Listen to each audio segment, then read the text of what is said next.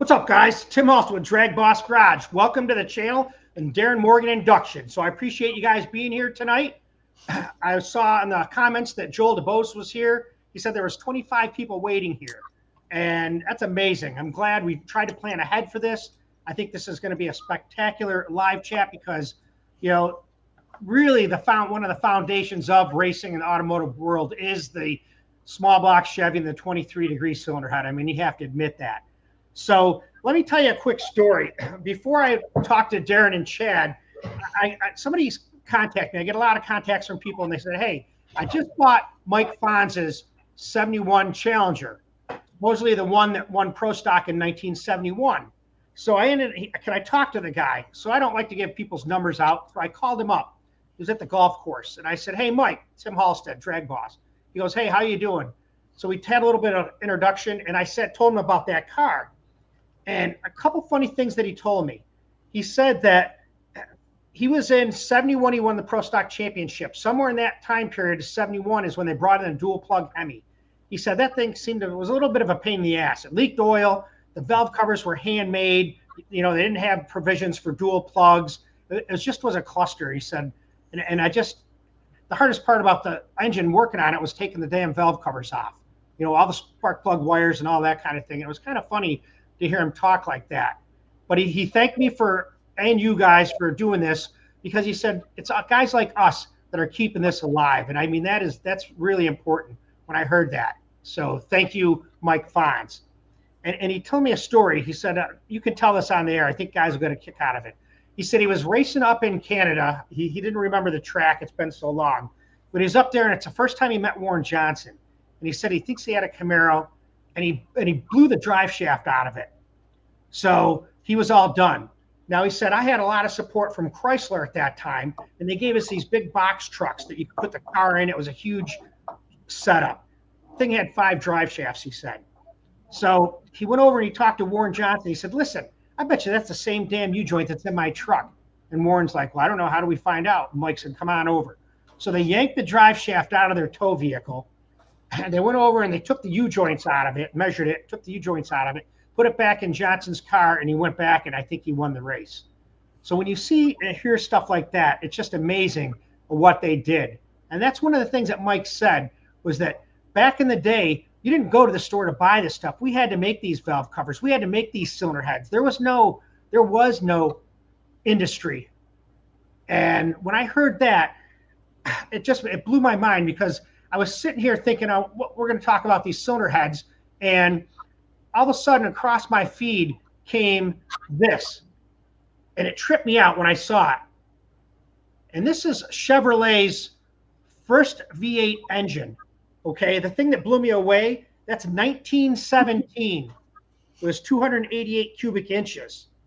So when you see that, think about that.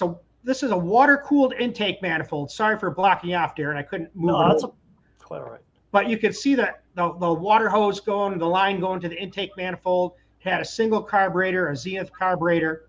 So the amazing thing was, that's like 15 years before Henry Ford came out with his flathead V8, which was like 32. So when I see that technology, it just kind of blew me away. And you think about the evolution of engines, and you think about, well, there's Mike Fonz won Pro Stock in 71. Ronnie Sox won it in 1970. The next guy to win it in 1972 was Bill Grumpy Jenkins. And Bill did that with, it wasn't a Hemi. 72, they made the cubic inch to weight rule. And that's when they brought in the small block Chevy and the Cleveland, that kind of stuff. Well, Grumpy Jenkins, we know he's a pioneer. I mean, the guy he's a genius, He's another one of those, smoky unit category type guys. So he won that with iron heads back then. Now, the evolution of the 23-degree cylinder head was from what? 1955, right? That's when the small block Chevy, the 23-degree cylinder head came out, right? A power pack it was. It was like a 265. And that thing made 162 horsepower. When you put a 4-barrel, 180 horsepower. And then they kind of evolved. The guy that designed the cylinder head, the small block Chevy, was a guy named, what's his name? Don McPherson. That's the guy that made the cylinder head for Chevy. Ed Cole was the guy that designed the small block Chevy. And it's amazing that how all this is still going now, all these years, and it's still like one of the top cylinder heads and top engines out there. You think just the small block Chevy alone, just look at the basic design of the 265. It hasn't changed other than shorter or taller decks, raised cam maybe.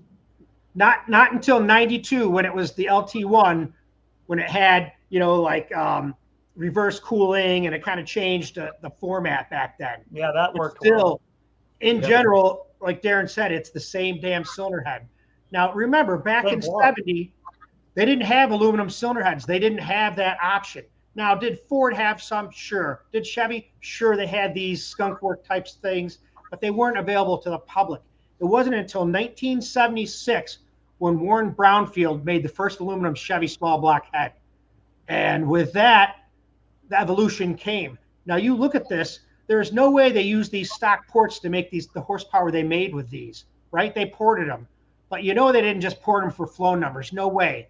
The flow number is not going to get you there, and everybody is so obsessed with flow numbers. And we talked about this earlier, flow numbers. And Darren and I did a live chat on it. It ain't about the flow number, guys. It's about the shape of that port. It's about carrying that charge where it's got to go over that short turn, down that to the valve and into that cylinder. I mean, that's the main thing, is the shape. And back then, the whole thing about porting from 76 into the early 80s, even up to the mid 80s on cylinder heads was like that, was trying to get them big. They couldn't make them big enough. I mean, they spent all their time just trying to get them big enough. And now we can do that with these. And it's not about size, right? It's not about that big cross-sectional area. It's about that shape and the velocity. Velocity. First and foremost. And I think we're in a numbers world. Everything's about numbers, whether it's dollars and cents or the temperature. And that's why people don't want to hear it's about the shape, because they don't trying to quantify and define and explain a complex geometric shape is impossible. You can't do it. And grinding it is just as difficult. And you think about it, EDM was one of the first guys out there to be able he used a milling machine to port heads to try to keep them all the same size, and when you're talking about doing hand porting and getting the shape and going through each one of them to try to maintain that, it's amazing. If guys listen to this recording before we showed up, I played a short that Chad and I made about Chad racing a comp car that he had 5 runs, man. That was it. And then they changed the index rule or something, and that's when he went porting full time. Now, I'm not saying you focused on the small block 23-degree Chevy full time, but how did you become, to me, the king of 23-degree? Because I don't know anybody that has the 20-plus years of experience with that head. Well, that's why, is because nobody wanted to do them. Everybody, you even talk to some people now and they're like, it's a waste of time, this, that, and the other thing. Well, like Darren said, it's the most popular. I mean, every Saturday night late model engine in the world had a 23-degree on it.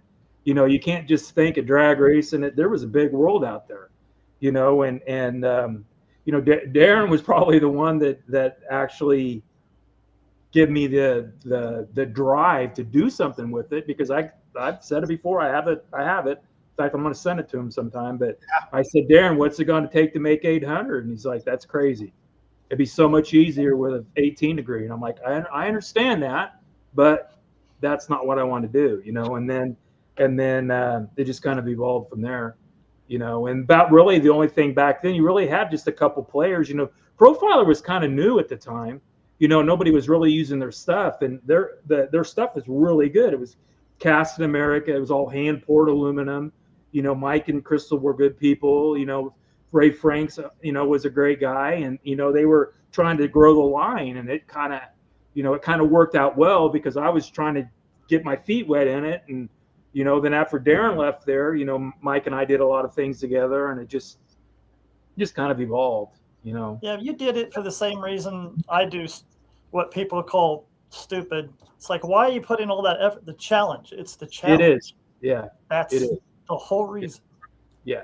Yeah. And if people don't think the 23 degree is a challenge, I welcome any of them to do a super stock head. Then we'll talk. Let me throw this in here because I think when we throw these numbers around, 23 degree and the 18 degree Chevy, I think we need to put some definitions down first, because our audience, see, you guys are talking to a level up here, and the majority of the audience might be here, and there's a lot down here. They don't even really know what 23 degree means, and I think we need to put that into a relation. You know, you think about a V8, it's a 90 degree V8. The cylinder heads are on it like this. The 23 degree, guys, is the angle of that intake valve in relation to the cylinder bore. And that's 23 degrees. It can't be 0 on a V8. It just, at least in a small block Chevy. So it's advantageous to move that up towards the 0 degrees, because that's how you're getting the straighter airflow. And a smaller chamber. It doesn't have to curve that. Yeah. So that's why the better heads are they're leaning the valve up, which then it changes the port shape. It changes the port location. All that. Well, go ahead. That's why the Buick head was such a huge power gain. Yeah. What head? Which one? The Buick small block Chevy, the symmetrical port. Yep. It took competition eliminator by storm in the 80s. Okay. Because it didn't have that much better of an intake port or exhaust port. It just had a 10-degree valve angle, which shrink the combustion chamber down and reduce the surface area. And it was 30 foot-pounds of torque better than any Chevy could ever get. Yeah. Plus, you angle mill the hell out of an 18 degree, and you might have what? High 50 chamber? And those were down in the 30s. 28 cc, somewhere in there. Wow. So you build a 35-degree chamber was the norm. Yeah. So you build a 300-inch comp eliminator engine with a 3-inch stroke.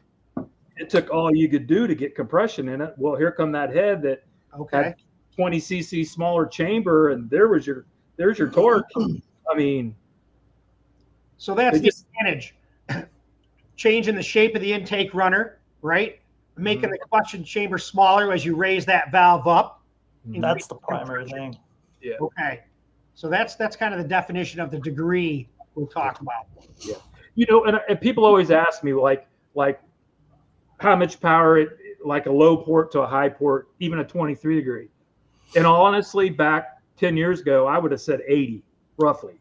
So in other words, the high port's got a better angle, may have the same size valve, and it's still a 23 degree, but the approach was so much better. You could run a faster airspeed. You could do all that. It would just make more power than a true standard low port that the floor went uphill, you know, whereas a tall port, it would go downhill, you know. So, you know, and now you talk about 23 degree, they got a 9-degree wedge.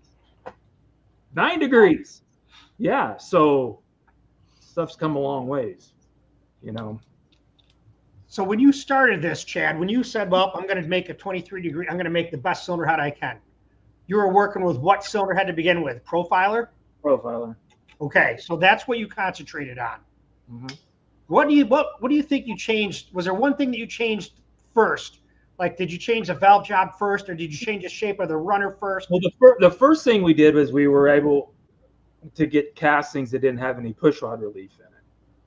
So back then we just basically had two sizes of port. We had a 227 and a 245, and so kind of like what AFR is now. So the 245 took a 550 offset rocker, you know, but back then it would flow maybe high 340s, somewhere in that neighborhood, you know. But and then Darren obviously helped with the Porter's casting, which he shrunk up the core, shrunk up the water jacket, the coolant, and we were able to get big bowls in it, and you know, the water jacket underneath the port trying to lean the short side back on a 23 degree.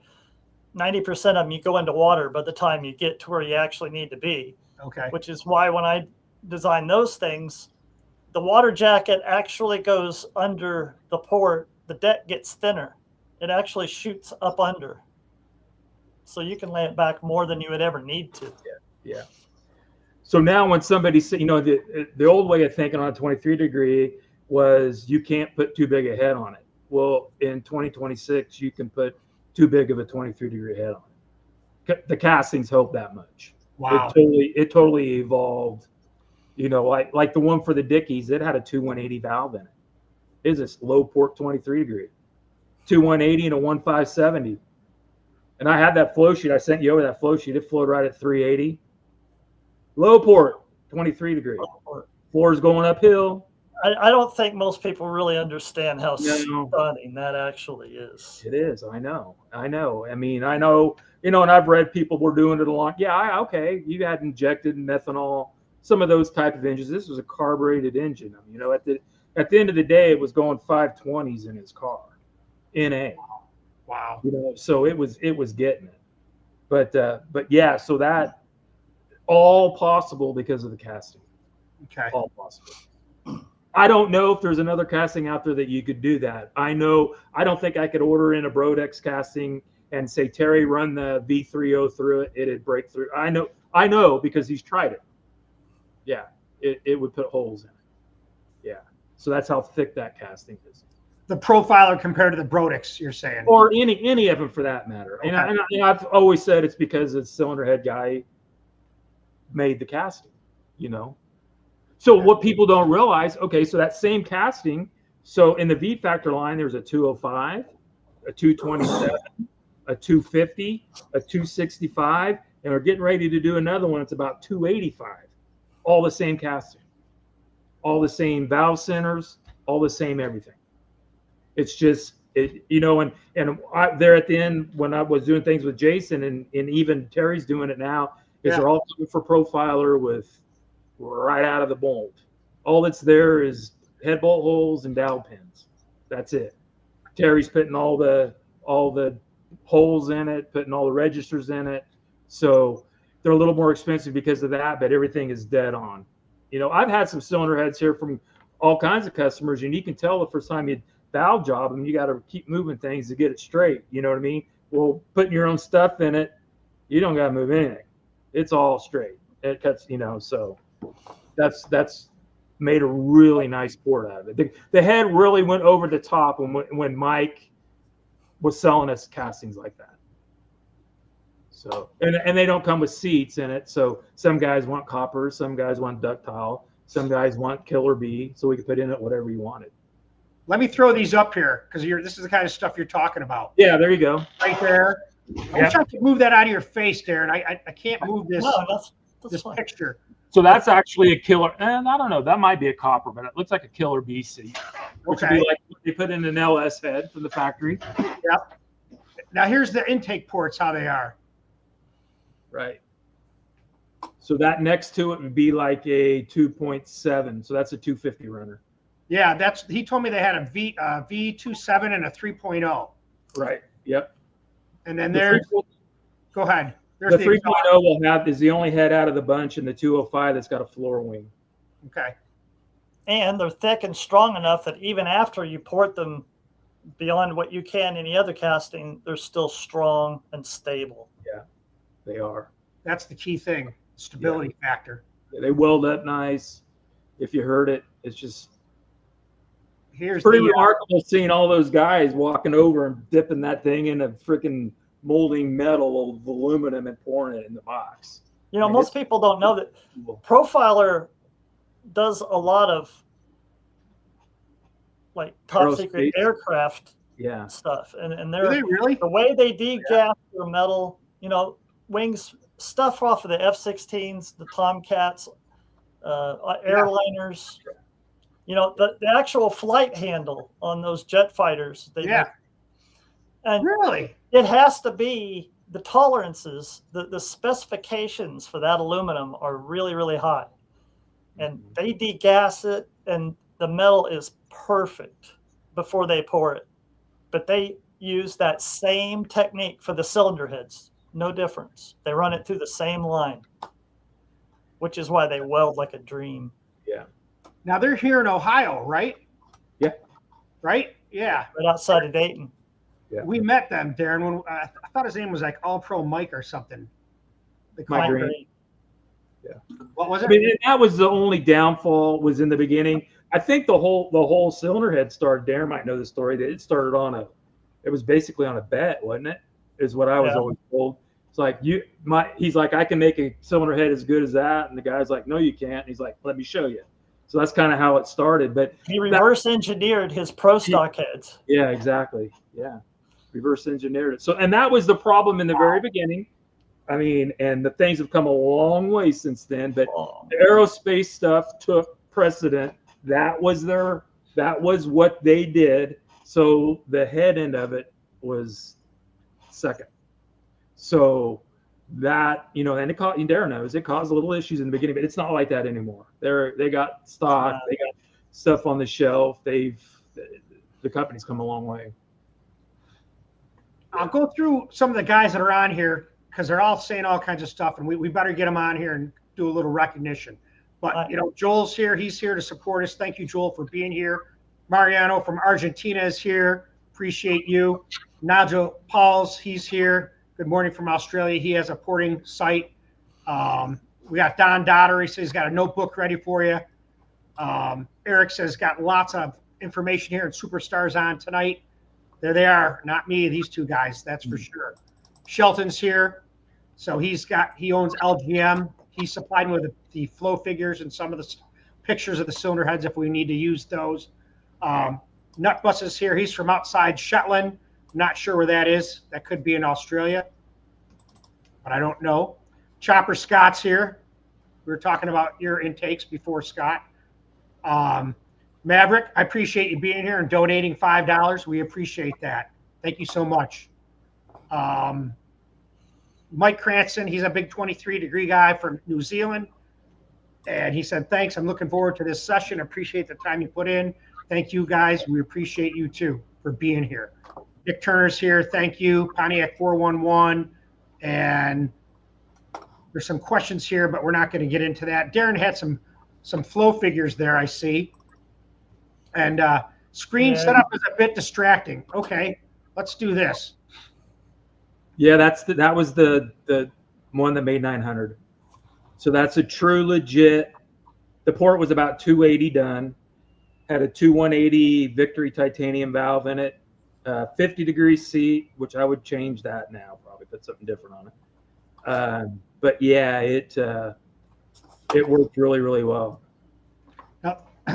So I took away the back scene, because I did see that. It doesn't really bother me, but I could see how guys would bother me. 301 CFM at a half-inch lift. That's insane. Yeah. I was telling the story earlier that back in the early 80s, I ended up with a set of cylinder heads that Al Dickinson did, and that's the first time I ever heard of HRD. And they came off of a modified engine, and they flowed 300, and everybody went gaga. But so that shows it. So that right there. So the bottom one's a V3, the one on top of that's a 2.7, and then that other one's a 227 port. But you can just kind of see how much different all the openings are. Which the big head, the 3 head, is a 1209. Which actually I use a 5823 Mr. Gasket because you'll read that sometimes. People get a little weird over the divider because the divider's real thin. Yeah. Let me tell you, if you can't seal it, you shouldn't be putting together an engine. But anyway, they quit making that. They quit making that gasket, so you're going to have to trim the center. And usually, what I'll do is take a piece of thread and super glue that thing, super glue the divider on there. Oh, there you go. Another cool thing is, so the middle one's a 2.7. So just recently I revamped that to fit the New Zealand, Australian jet sprint boat rules. So that their rules were the divider had to be 156 thousandths thick. It had to be from the deck to the roof 2.5 inches. And the opening couldn't be any bigger than a 1207 top to bottom, side to side. And a cool thing about that head was, so I just did a set. I sent it to a guy here, and they were running late like everybody does. So they just put the cylinder heads on the engine, and he figured out of 14 bolts, he placed 4th. And all they did was put the engine together and put it in, no tuning, no anything. So The head works really, really, and those engines are like 406s. That's the story that I told you with John Mitchum about how in early 2000s, like 2009, 2010, I was supplying him with Dart iron heads for those 406s, and they started out about 680 horsepower with 406s, and they had a carburetor roll, any manifold, 2 100 valve, and then there towards the end they were making 740. Same head. We just took what we learned from each dyno session. He'd send me all the data. I'd overlook it, and we'd change things in the cylinder head and the manifold, and the bottom ends were pretty much the same. No vacuum pump, nothing like that. So, but I don't know if you haven't seen those boats are insane. Those guys are absolutely, they're crazy. They really are. They got to, everything's happening so fast. I got a guy pointing which way to go. You know, this way. He's pointing that way. I mean, come on. Like they're gonna pay attention to that guy. I don't know. So that's a super stock port there. Yeah. So that they start out. That's an Edelbrock. So I have the bottoms welded, so I can butt the epoxy up to it. Yeah. So there's a prime example. We were talking about shape. Okay. Yeah. Talking about CCs wise. So out of the box, that head's already illegal. It's 185 cc's. They have to be 172. Okay. I've never had anybody dyno one out of the box. Nobody that I know would, because that's not how you're going to run it. So that head done is 172 cc's. It flows 50 more than the 185 cc port. Shape. Velocity. Yeah. And you can see in the picture, see how wide that floor is? Yeah. I mean, it's craziness. And then you can also see the epoxy in the corners, because basically what I had to do is I got a bunch of intake gaskets made, so I make all of them the same. Yeah. That way, if I got to port a different manifold for him, I don't have to worry about. I can just put my 10 plate on it, and that's where they start. With it wide like that, did you have to widen it to slow the velocity down for the short turn? Yeah. Is that wide? Those are 194 valve heads. Okay. So it's at least 2 inches wide. Yeah. And like I was saying earlier, they're super fast. The floor is super fast in those. And I almost got all of the approach that's standard on a low port out of that head. The floor's really pretty flat. Really pretty flat in them. But it takes a lot of epoxy. What do you seal that epoxy with? Someone asked that question. Well, DevCon used to make a deal called 2-ton clear. Well, DevCon got bought out by Permatex. Now Permatex has branded it 2-ton clear. Okay. So I was getting it at Ace. So that there, people say you can't get a big throat. That's a 45-degree 1/460 throat. 45 degree. Wow. That's what I was putting on the nitrous heads. Wasn't using a 55 or a 50. I was putting a 45 on it. Which I always thought that looked kind of like an owl. That does really, yeah, it does. So there's a super stock exhaust port. You can see how much gets welded on that. So basically it's about a 1/2 inch roughly. And you can kind of see how the floor, how it's not kind of square straight across. It's just trying to help it all you can, because those things, they got a 1/500 valve in it. On a good day, they flow 200, which isn't a lot of air. Right. And actually, this is the first set that since they changed the rules with, that's the first set I was able to put, I put copper seats in it and titanium valves. That's a 2.7. Yeah, it's a 2.7 there. That's actually a 2.7 that I widened up for that would be, like I was saying, for the Jet Sprint. Okay. Really made that wider. So actually now, if somebody doesn't think they can seal up that center divider, I'll just have Terry cut that port.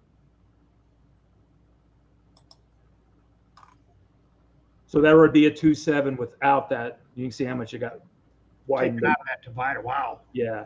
And I don't put tubes in it. A lot of people, I literally in the beginning, I had a piece of paper wrote up says absolutely do not worry about tube. Make sure you put some silicone on top of the bolt.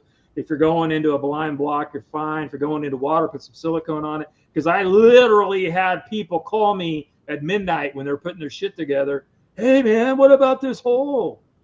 Don't worry about it.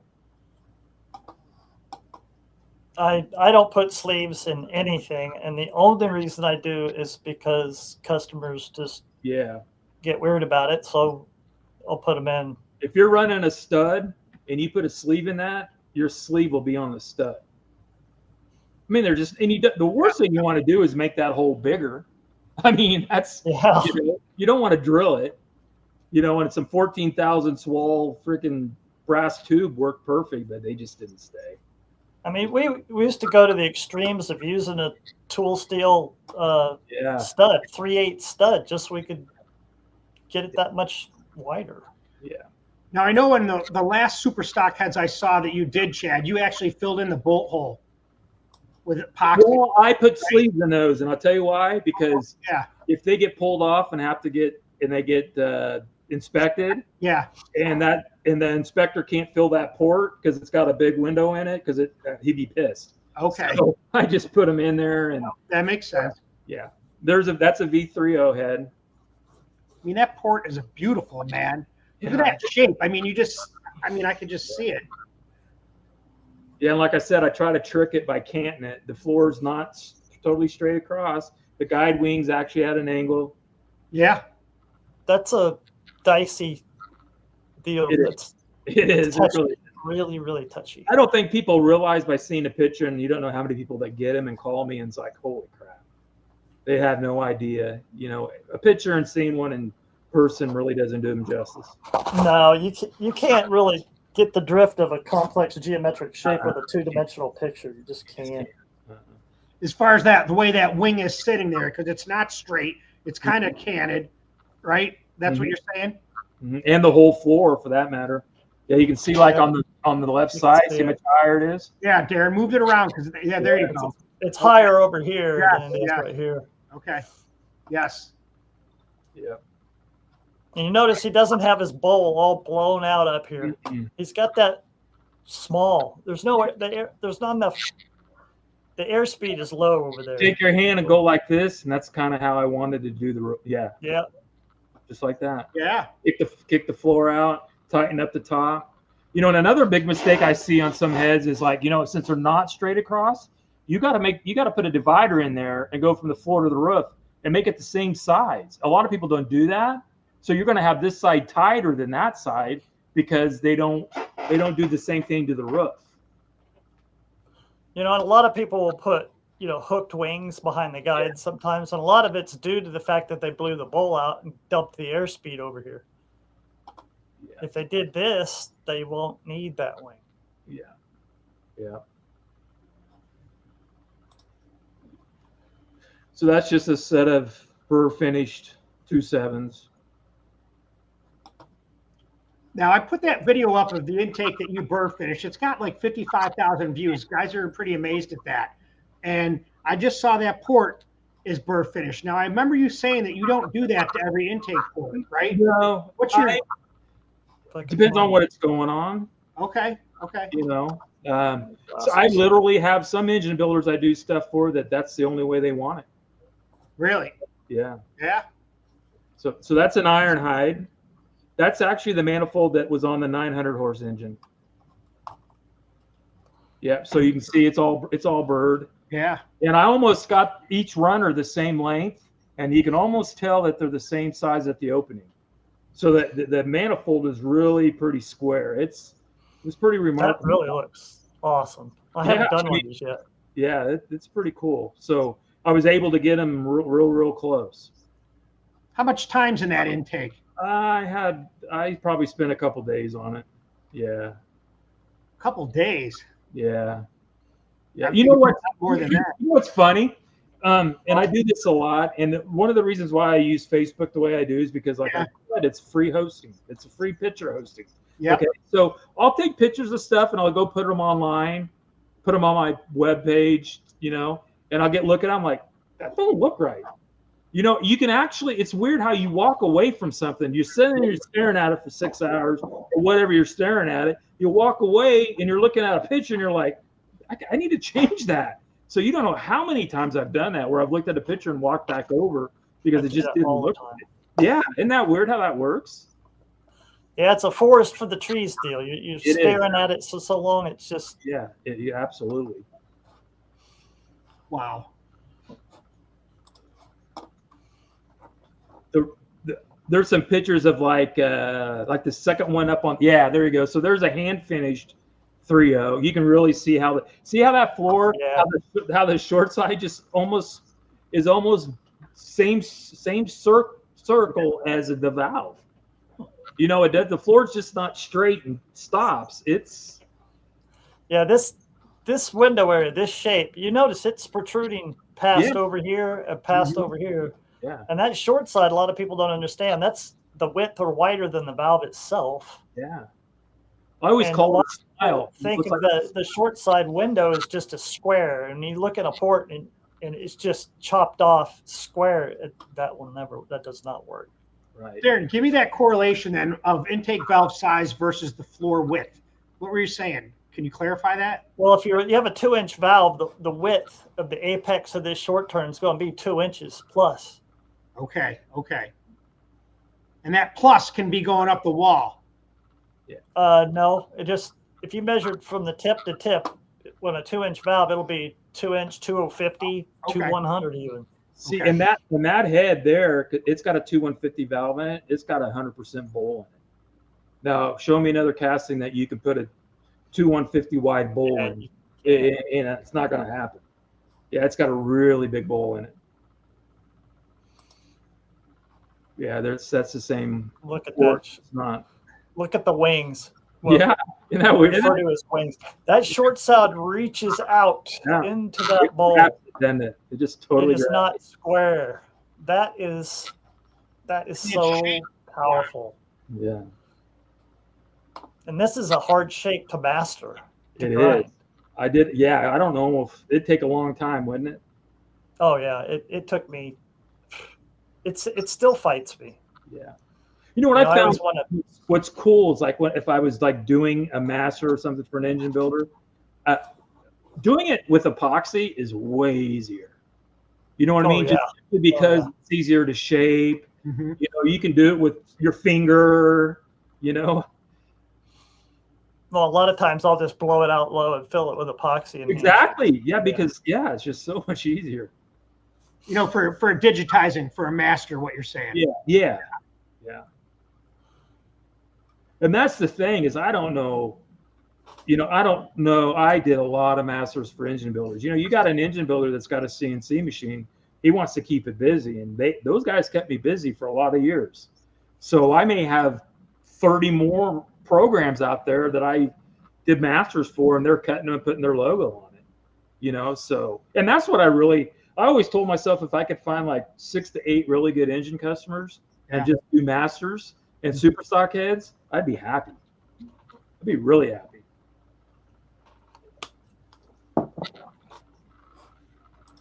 Let's see what other picture we got. There's one there, like the second one over from the chamber there on the bottom is, I think that, click on that one. This one?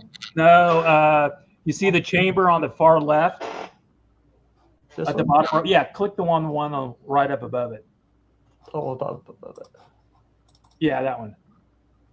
Yeah, see, I just love it. Yeah, that really shows how that sucker reaches out. Yeah. Comment on how hypercritical this area is right here. Totally. You lose it all, man. And actually, what I found is if the low numbers start going away and the numbers, it's because you got way too much of that radius going. You'll see some heads that are like that. You know what I mean? There's absolutely no corner radius. Yeah. You know? How that radius reaches up the wall and how it feeds into that radius and how it dumps after that radius. My God. And you can see how thick it is leading up to it. I mean, it's freaking thick. And a lot of people will let them climb up the wall too far or just take out too much. You know? See how flat that is, though. There is no radius almost at all there. And then it wraps around the bowl. Yeah. It reaches out. You know, when I pour it, I'm sure you do the same thing. I'll sit there and just dig a straight line right into that bowl. First, yeah. And then blend everything out of that. And then what I do usually find myself doing is turning it over and getting a Sharpie and then making a line all the way in the bowl so I know not to go any more than that. So you don't dump it too quick. Yeah. Yeah. And another thing I have to do, believe it or not, is I'll take so I know this is the common wall, this is the push rod wall. Yeah. I'll put a mark on the deck. You don't know how because you're looking at it from that side. You can get confused. Sure you can. Seriously. So I make sure I put a mark on it so I know this is the one going left, this is the one going right. I can't count how many times I've flipped ahead and worked on the wrong corner. Exactly. Oh, crap. Come on, really? Yeah. Oh yeah. Yeah. Interesting. Do you, Darren, if you're doing a master or something, that you always use the same port or the same hole on every head? Follow what I'm saying? One of the middle ports. Yeah, one of the middle ports. The one that, me too. It's weird. I don't know why I do that either. It's this one. Oh. That's a manifold. Manifold. So people will say that all the burr is putting the burr in there and letting it beat on the walls. Mm-hmm. You know how long it takes to get the wall straight? It takes a lot of work. Yeah. You know what I mean? And you know what's funny? It's the same burr. All I used to buy is SE5s, 1/2 inch and 3/4. That's it. And then Greg came out with that finish burr. Greg Cruzo, yeah. It makes a really nice finish. But it sure saved on burrs because I just order all the same ones. How many then do you use? What are your working burrs? You have only 3 or 4? 3 or 4, yeah. So it'll be like a 3/4 SE5. But then I have one of his short turn burrs that has that funny, which is really nice because if you go in there, it will totally put a nice radius. Because that's another thing I see a lot. Guys will send me heads and that radius is really abrupt. So it needs a nice gentle break or however you're going to do it. Right. And then I got a real long one that's probably a 1/2 inch like that I can use to dig in the corners all the way down. Because those small block manifolds are pretty tight in the corner. So if you literally use a burr, you're taking a lot of material. So you really got to rework that wall.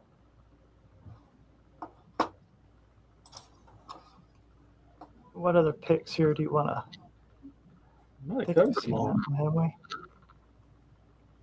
Yeah, so that'd be a 3/0, just burr finished. Look at that reach. That's beautiful. Mm-hmm. It comes all the way, halfway into the bowl. Yeah, you can see the throat there, huh? It's cool. Sometimes I look at it and I go, yeah, I did that. I know. Yeah. It takes a lot of work. Even grinding that shape for 30-some years, it's still hard. Yeah, I know. I agree. It's never easy. And that's why most people don't do it, because it is so hard.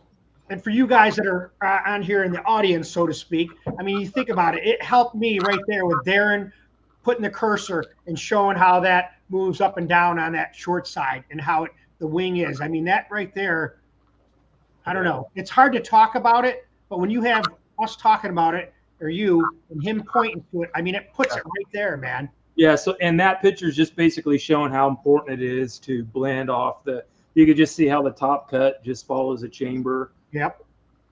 So that's a concave chamber. So it's going to have that little dip there.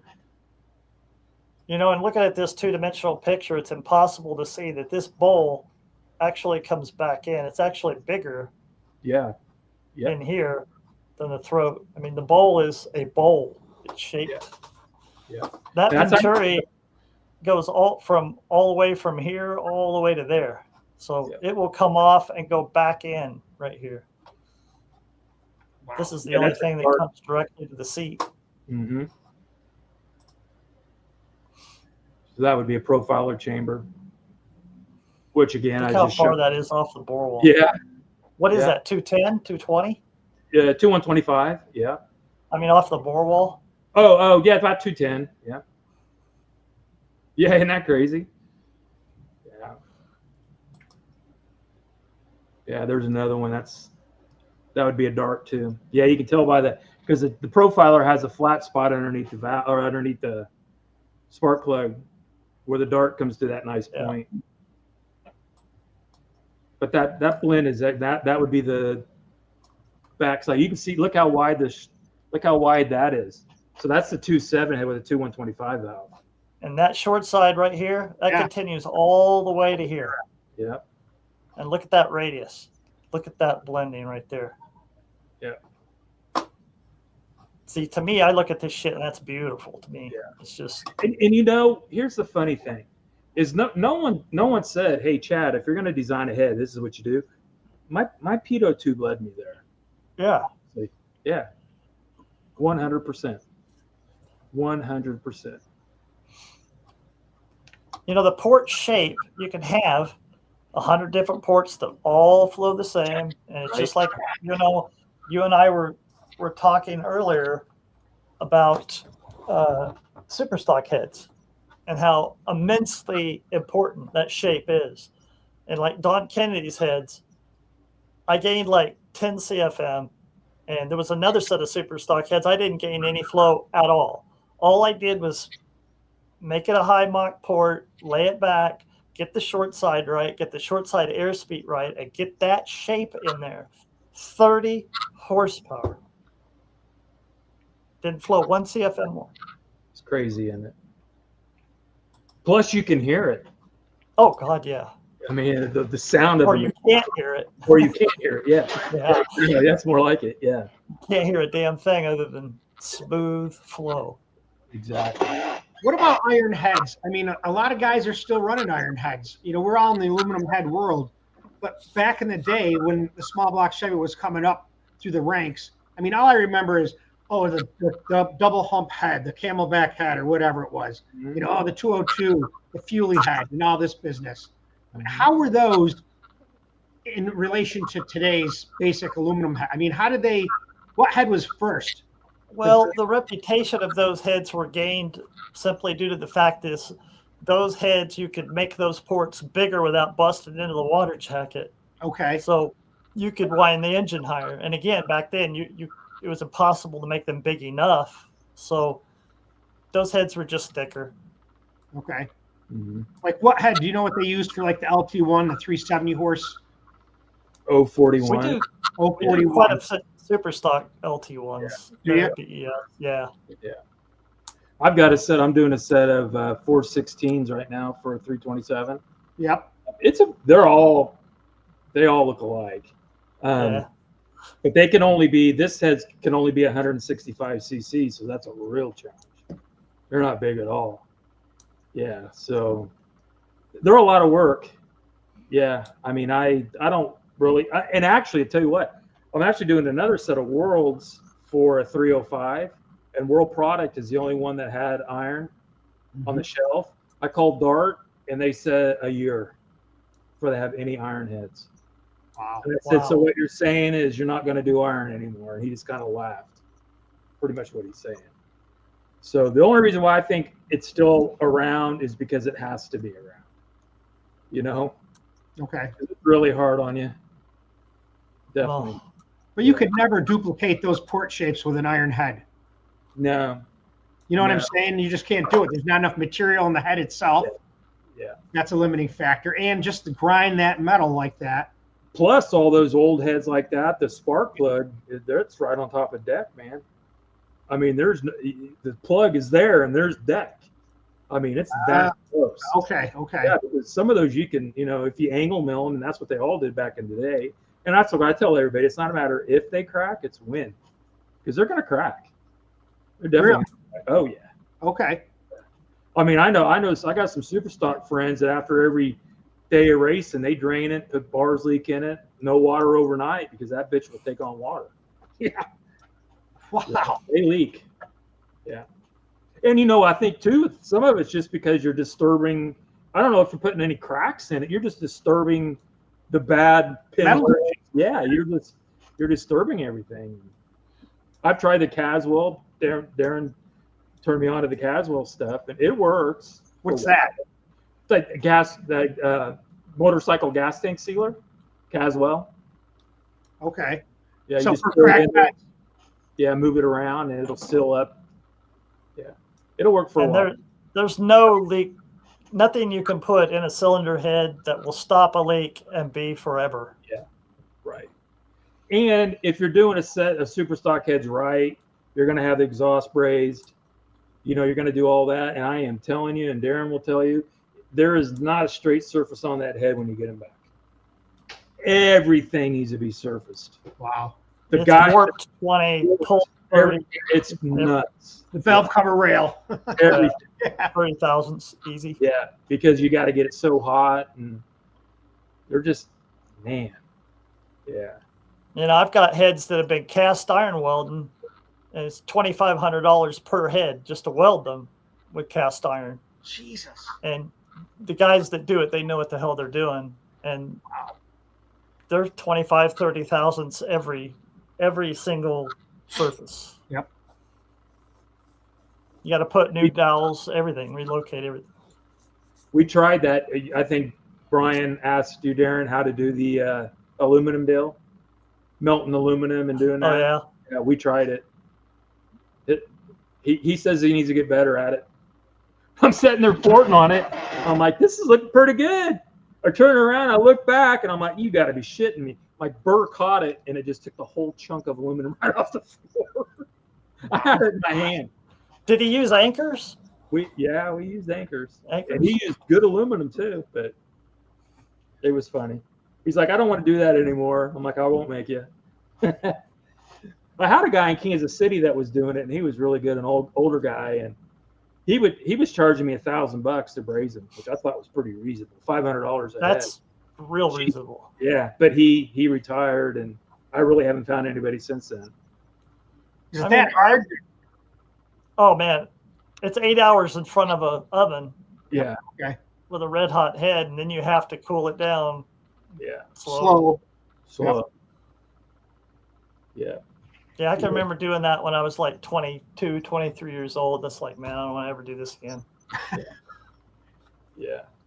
And there'll be guys that say that they can fix them, but you know, like cracks and stuff in iron. Man, when they're cracked, they're dead. They're done. I mean, this stuff was not made to be making 500 horsepower. None of this stuff was back then. You know what I mean? Yeah. Iron's brittle and crack prone from the get-go. Yeah. And then we're pushing it. Let me see who's here now. We'll kind of go back and check people out. Salter Racing, he's here. Good to see you here. Thank you for showing up. Appreciate you here. Another guy from Australia is here. Man, you guys are the best. Thank you, little cookie. Charles Servito is here. You guys know Charles. SRP Performance. He says, my dad had some 23-degree bow ties phase 6 heads that were off a NASCAR qualifying engine. They were welded up, rolled valves, push rod pinch was moved over. Were super tricky for the day. Yep. I had a set of those when I was young. Did you really? The 101s. Or maybe the 101 was the first raised runner. Anyway, but I had a phase 6 and a 101. But yeah, they were way ahead of their time back then. Yeah. Pontiac says, thanks for now my brain can relax because I had that picture, you know, as the picture of the advertisement for the thumbnail. So, and it did bother me too. Thanks for Pontiac telling me that. And he said that it was late 80s, mid to late 80s NASCAR team was owned by Kenny Bernstein. I remember that. Yeah, I remember that. Yeah. Now this guy says seal the epoxy with clip tool. Duh. I think he's joking. Yeah. I always catch a lot of grief when I post a Gliditol picture. Like what? Like a valley or something? Like, why would you paint inside your block type crap? Yeah. Oh. Yeah. It's only been used for 50 years. Yep. Yeah. This Pontiac guy says, I use a brass sleeve from a toilet seat hinge kit. They're very thin and the correct diameter for the bolt hole. Let's check that out. Usually about 14 wall. Yeah. You could get some rapid guide liners. They made a guide liner that would fit perfect in a small block. But I don't know if you can get them anymore. I'll have to find that number. Yeah.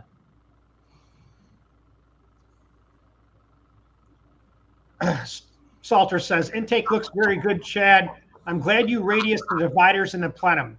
I try to teach my students not to razor blade those dividers. Thank you. Yeah, yeah. I mean, sometimes it just happens. You know what I mean? If you're trying, well, all right, let's back up. If you've got to do that to get the area, you got the wrong manifold. How's that? Okay. You know, because I've seen that. You know, people, oh, I need this much at the opening, so they just go in there and they go crazy and they get super, super thin and it doesn't work. Tom's talking about, I always use the same port when doing a master too. Yeah. It's just habit. Man, ain't this the truth? Nothing good is very easy. That's the damn truth right there, mister. Thank you. And Tom says it's because how it mounts centered to the flow bench is more convenient. Yeah, exactly. I always like to say that. I never move my fixture. It's always the same one. Yep. That and you digitize the port closer to center. If you digitize the end one, any stack tolerances add up by the time you get to the end port. So if you on a select on some heads, you got to do 2 exhaust ports. You know, because they won't mirror them. So, Pitot tube for the win. Absolutely. There you go. I remember you saying that some guy said, "Oh, I don't use that. I don't need that." Blah blah blah. But you guys seem to live by it. At least you do, Chad. I do. Yeah, it'll tell you more than. It's like Darren said, the 30 feet per second on the floor. I had a set of comp heads one time that I did for a guy, and all we did was slowed it down about 30. I basically made the floor wider, and it was 500-600s. I mean, just so what's that in power? It's that important, you know. And the way the radius is, how, you know, what the shape or how big of radius it has. You know, some heads are really touchy on that. It was able to handle the higher airspeed. I think the touchiest short turn in the world is the LS1. Yeah, that's pretty touchy. Yeah. Now that we talked about the pitot tube, here's a good question for you. Chris says, so what is the pitot tube telling you? How do you know when you have the port right? It's up to you. It's a matter of experience and opinion. I mean, you know. Well, it's the sound of the airflow, right, when you're flowing it, and knowing that it's flowing this fast. Yeah. Feet per second, and it sounds like this. You'll definitely know if it's too fast because you'll hear it. It'll tell you. Yeah. So then you can correlate the sound with the speed that you measure. Yeah. Now I'm sure if a guy does a lot of the same heads, he probably knows that I need this much bowl, I need this much floor, I need this much, and he can port it up, not have a pitot tube put in it, and he's golden. But when you start working on different cylinder heads, that there's no set rule, you know. And what I like to do, like the 13 degree that Profiler has, or even the big port, I could take the pitot tube and I can hold it dead center, and I can run it as far back as I can get it, and it might fluctuate 20 feet per second dead center. And they work. They make really good power. So it's about, even though it's, you know, a 13 degree or 23 degree still has a bends in it, you know, so you got more area here, smaller area here. You just got to use your pitot tube, you know. And Larry Moe always said it right. You know, you do your measurement and you take your corner radius out, and it may say 3 inches, but your pitot tube's not going to lie to you. You know, it's going to tell you exactly what's there. So like Darren on his spreadsheet will have effective. Well, that's what it's seeing. You know, just because you got 3 inches there and you only got enough flow that area is flowing 2.5 inches, what are you going to do? Make it bigger? You're going to find more flow because it's not moving enough air for what you already have there. That's what a pitot tube will tell you. And your gradients. There's targets. Yeah. There's targets that we need to hit. Yeah. I want an average over that short turn, let's say for some port design of 380. Okay. I want that to be the average airspeed. That's a fast one, but say 350. Mm-hmm. That's my target. Yep. Well, if I've got 360 over here in the corner and 380 in the middle and 194 over on the other side, whoa, I need to manage that. That's dumping too much over there. So you bring your wall in, and you do certain things to try to get the airspeed up without losing the airflow. And you need to, I don't want to see, like on a roof to floor measurement, you're 350 at the apex of your short turn and you're 194 on the roof. Well, you got problems. Yeah. So you close your roof in and you manipulate your guide and everything else and get it up to 250, That's why you'll see roofs like that. That's what you're doing. Yep. It not people, some guys don't port because it looks cool. It's for a reason, The whole idea is to try to use the area as efficiently as possible. And you don't want large gradients from side to side, floor to floor, roof to roof, corner to corner. You want to try to utilize that area and have it as even as possible. Are you going to get it perfectly even? No way. But you're going to get it as good as you can. I know for a fact that the Dart 230 as cast head, it's got about 85 on the roof. There is no, so all they did from a 200 is they just went up. They just took all that material out, left the floor and everything the same. It just killed that head. It's also about reactivity. You'll hear us talk about making the port reactive, and it has to be reactive. You have to have airspeed, otherwise it's not going to carry the fuel. Right. And especially if you got a velocity gradient, a velocity dump like that, that fuel has inertia and it's just going to head right and hit that back wall and deatomize. It's not going to be carried into the cylinder. I mean, you really can't port without a pitot tube. I mean, if you have different airspeeds in different areas, how are you going to manage that? You can't if you don't know what they are. Disruptor. Yep. That disruptor, I constantly have one in my teeth, and I'm constantly in the port probing that thing. Yeah. And a good port, you put it in there, it'll drop, then it'll come right back to the 28 inches. So you can stick anything you want in there, and a good port will come right back to where you were. Your baseline. Yeah. And if it doesn't, then something behind it, something beside it is jacked. Yep. And people want to know, where's the problem at? The disruptor will show you exactly where the problem is at. Good to see you, Bushy Racing from Australia. Thanks for being here. Appreciate you. For the members that are on here, we have a few members here. Make sure you look at the post because I talked to Larry Moe and he hooked you guys up with Pipe Max if you saw that. So make sure you read that and take care of that. Some guys have already messaged me about that. And speaking of that bird, that guy that made that comment was absolutely right. Larry found, I forget what he claimed, 40, 50 horsepower and burned the whole intake track and manifold. If you Google it, you'll find the article. It was actually published in maybe Engine Builder or something, but they did an interview. Who did that? When was that? With Larry Moe. It's been a while ago now, probably 8 years ago or so. Okay. Yeah. Here's a good one for you. Larry says, does the port design change for different fuels? Yeah.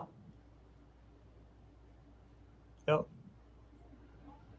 Chamber changes. A lot of things change. Like because of the density, like with methanol versus gasoline, right? Yeah, burn rate, volume, displacement, atomization.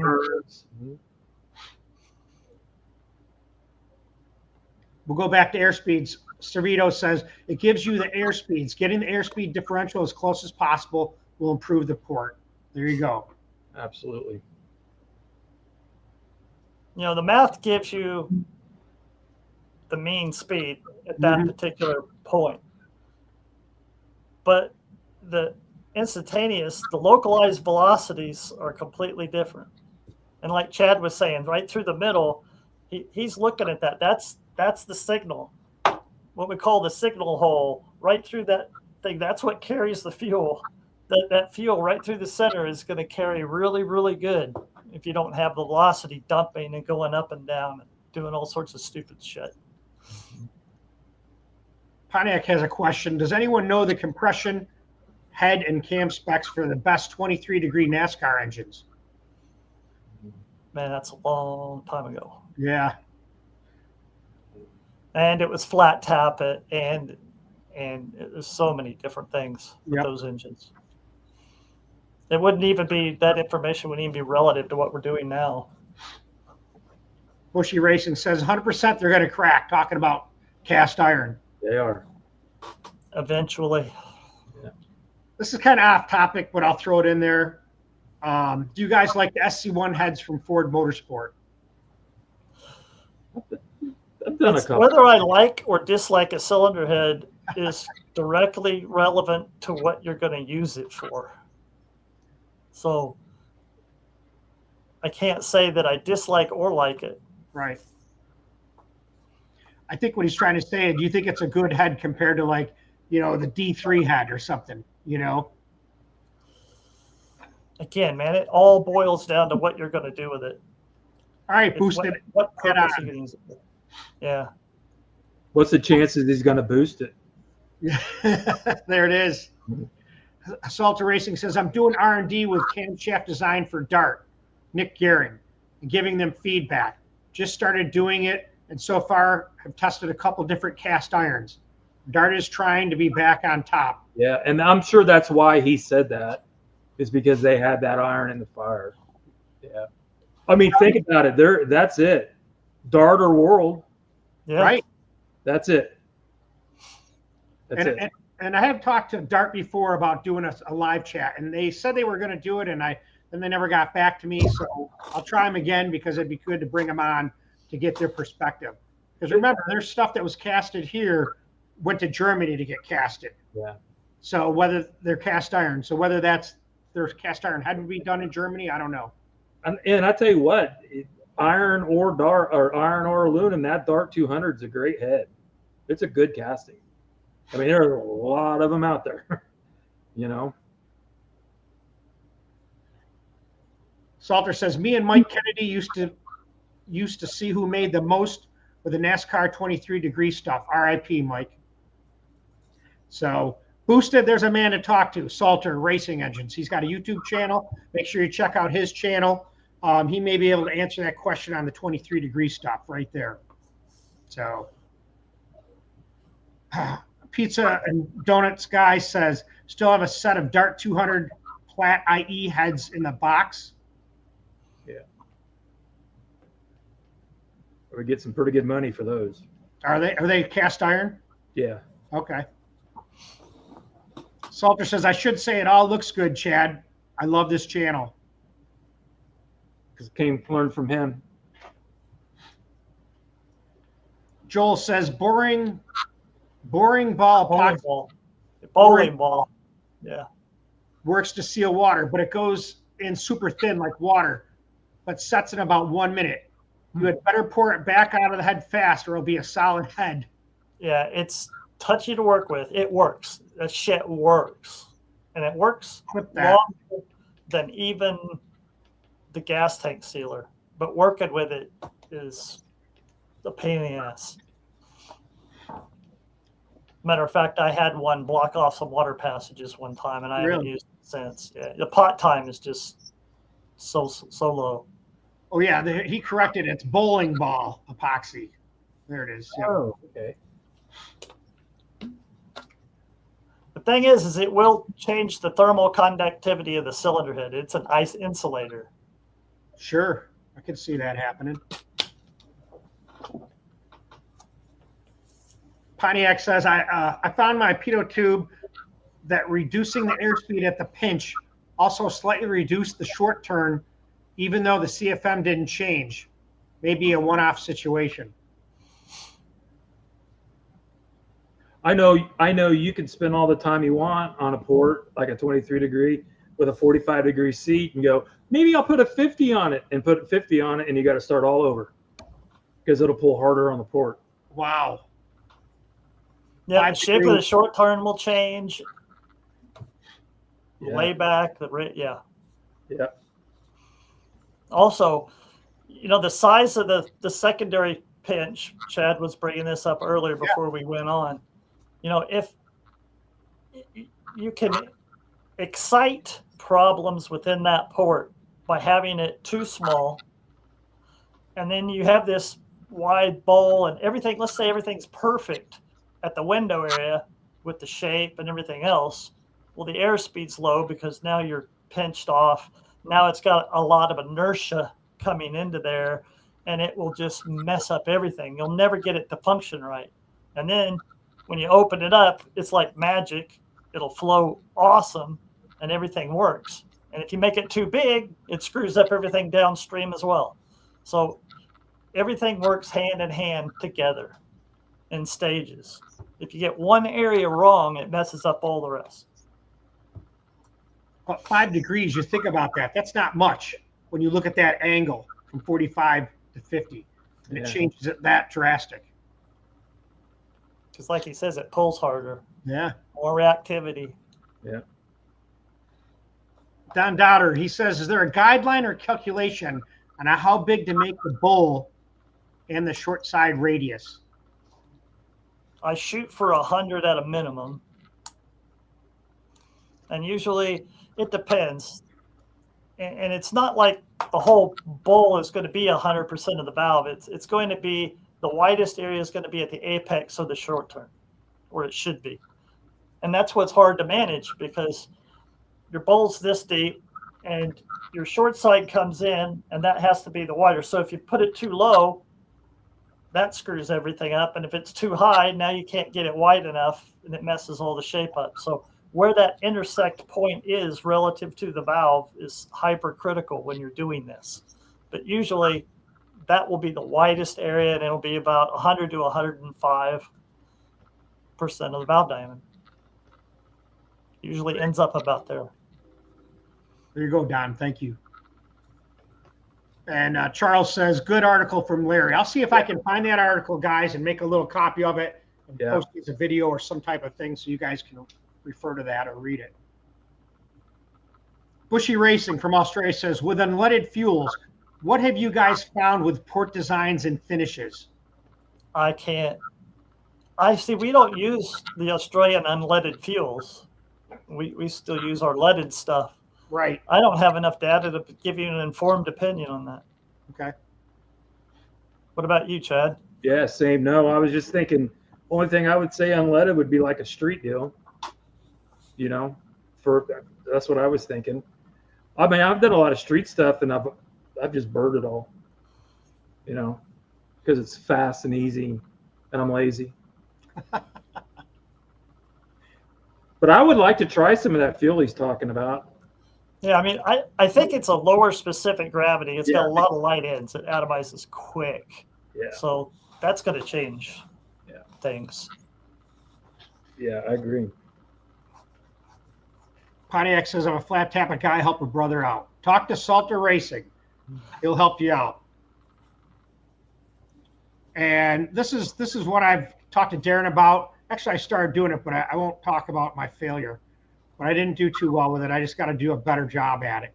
And can you show close-ups on your handmade disruptor tools?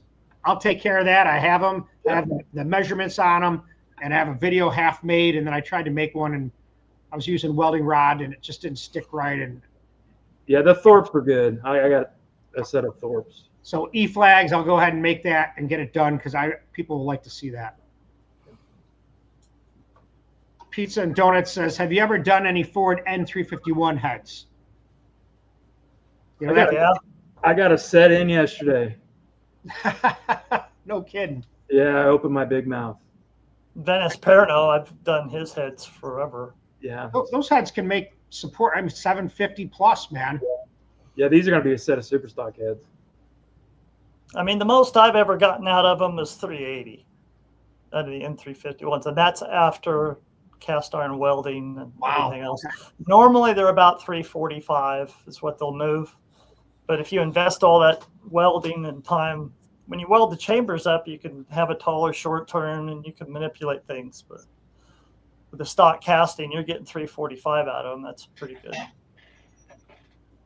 good. Good to hear Dart is trying to get back. Shelton Bars. So listen, I'll tell you, I'll try to get a hold of that guy again and have him come on and do a live chat. You know, Diamond Pistons came on when I met him at PRI. You know, they assured me the dart would come on, and then haven't heard nothing from them. So let's see what we can do.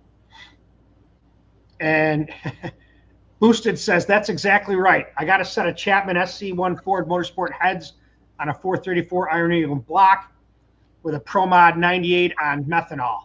I was just wondering if it's a good head, or the heads good. Are the heads good? Do they flow?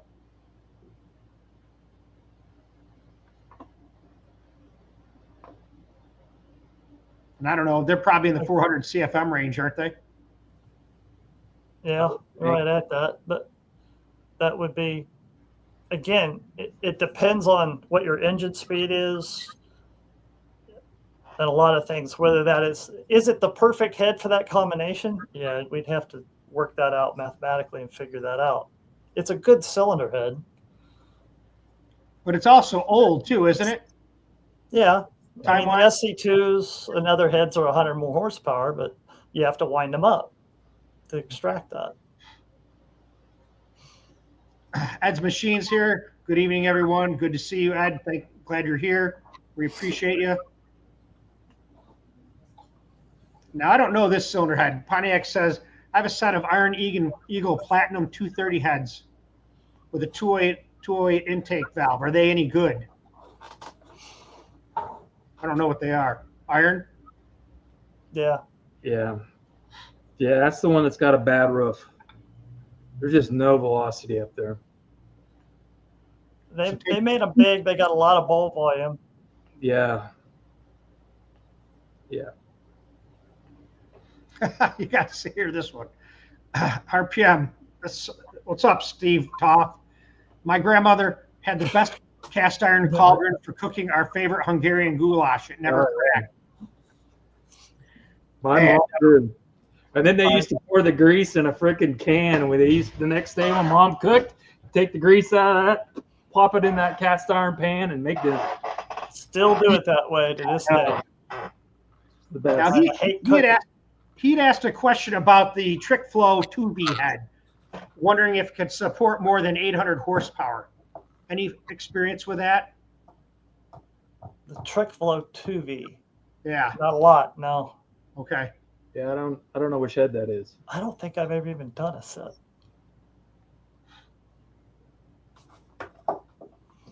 Can't give an opinion on that one. Okay. He said it's a Trick Flow two valve head is what it's called, a 2V, 213 intake.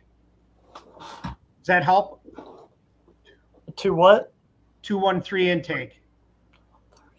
It's a Cleveland head. That's just like a 2-barrel size compared to I've never worked on them. I can't. Okay.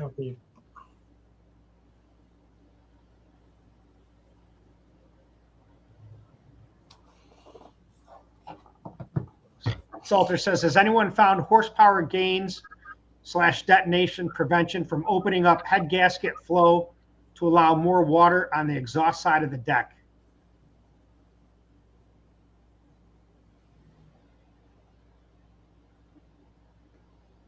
Yeah. Kind of like how we used to do it with the 8 to 18 degrees, or with the water port in the center to. Yeah. And you couldn't even finish a race without doing that.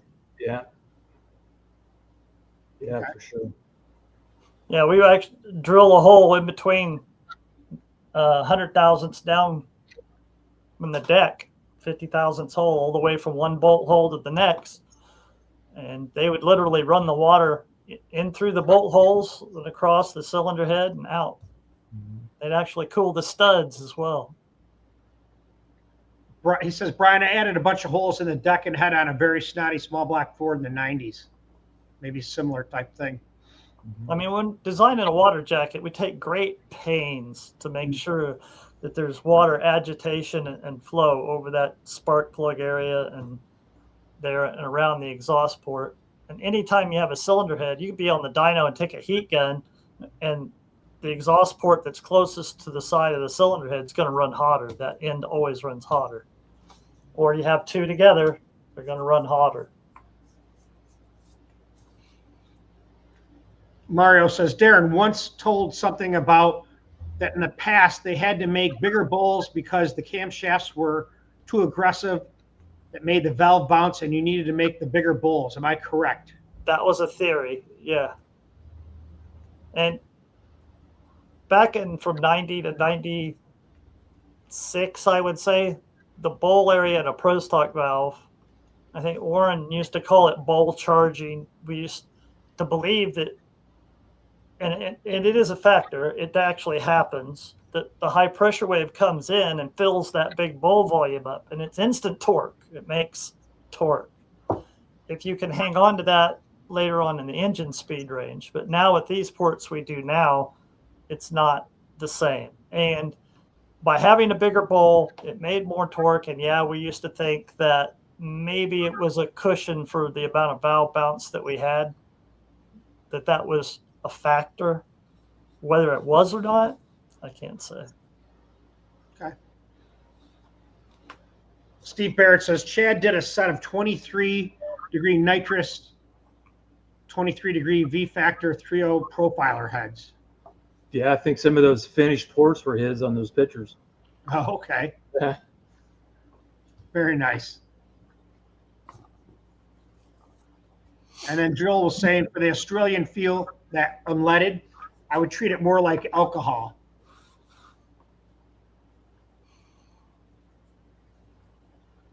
Eric asked Chad, have any of your airstrike designs made it to service yet? Or are they still in the R&D phase? No, the new one that I'm doing is for a circle track guy, but most of all the other ones that I have out there are just the as cast ones that I've hand finished. Okay. I have several of them out there, and I definitely see them coming a long way here soon. I mean, I think one of the big downfalls was the manifolds, and there was no, with the, you got a cast version out, and then I think Profiler is going to do a billet one for it, they said, which should be good. Okay. But it's a great head. They're heavy. I mean, you're not going to hurt it. It's got some material in it. And you can't call them SPXs. I know that. Frisco's Just Pizza. an assist letter on that one. That's another video. He says, can you recommend a good seat cutter for a medium riser FE head? What top cut would you recommend? With that flat chamber like that. Anything you can get. Yeah. I mean, sometimes you just have to have a 20 or a 25 or something like, just to get something there. Usually in super stock heads, you'll sink the shit out of the intake valve in order to achieve that. Yeah. I actually think I was looking at the Surdy catalog the other day, and they had a 20 top cut 45 seat. I was kind of shocked. Yeah. What was it, 25, 45? 20, 45. Okay. 20 top, 45. It was a weird looking thing. Maybe check that out, Frisco. Thank you. Steve-O, good to see you here. He says, with a choke at the pushrod pinch, does a CSA consistently grow as you approach the short side radius? Go over the apex and into the bowl. Avoid negative area changes. If you can do it. A lot of times, go ahead. A lot of times what I see is the push rod isn't actually the smallest area. It's the area right behind the push rod. You follow what I'm saying? Because people will concentrate on porting the push rod, and then they totally avoid directly behind it where it's starting to curve over. Yeah, you got the roof and floor converging. That right there is the minimum area. If you don't work it, that's the minimum area if you size the front. I've seen that a lot. Yep. I've seen that a lot, my too. Yeah. So you gotta. Normally what I'll do, like if I'm doing something, I'll do my pitot. First I'll take a Sharpie and I'll go like half-inch in, line. So I know that's where I want to put my pitot. I'll do all my pitot numbers. I'll write them down. I'll bring the head over to my desk. I'll set it here, and I'll take my dividers, and I'll actually measure each of those areas. and then I'll go to a calculator and deduct a corner radius and just see what the cross section is in those areas. I don't totally rely always on the pitot tube. I mean, I still will measure it. You still kind of have to, but it'll tell you a lot, because sometimes you're thinking that you got the minimum there and it ain't there, because like Darren said, you got roofs and you got things converging on each other, and you got to know what's going on. The convergence angle is so high on roof to floor with a 23 degree. Yeah, it'll fool you. Very difficult to manage. Yeah.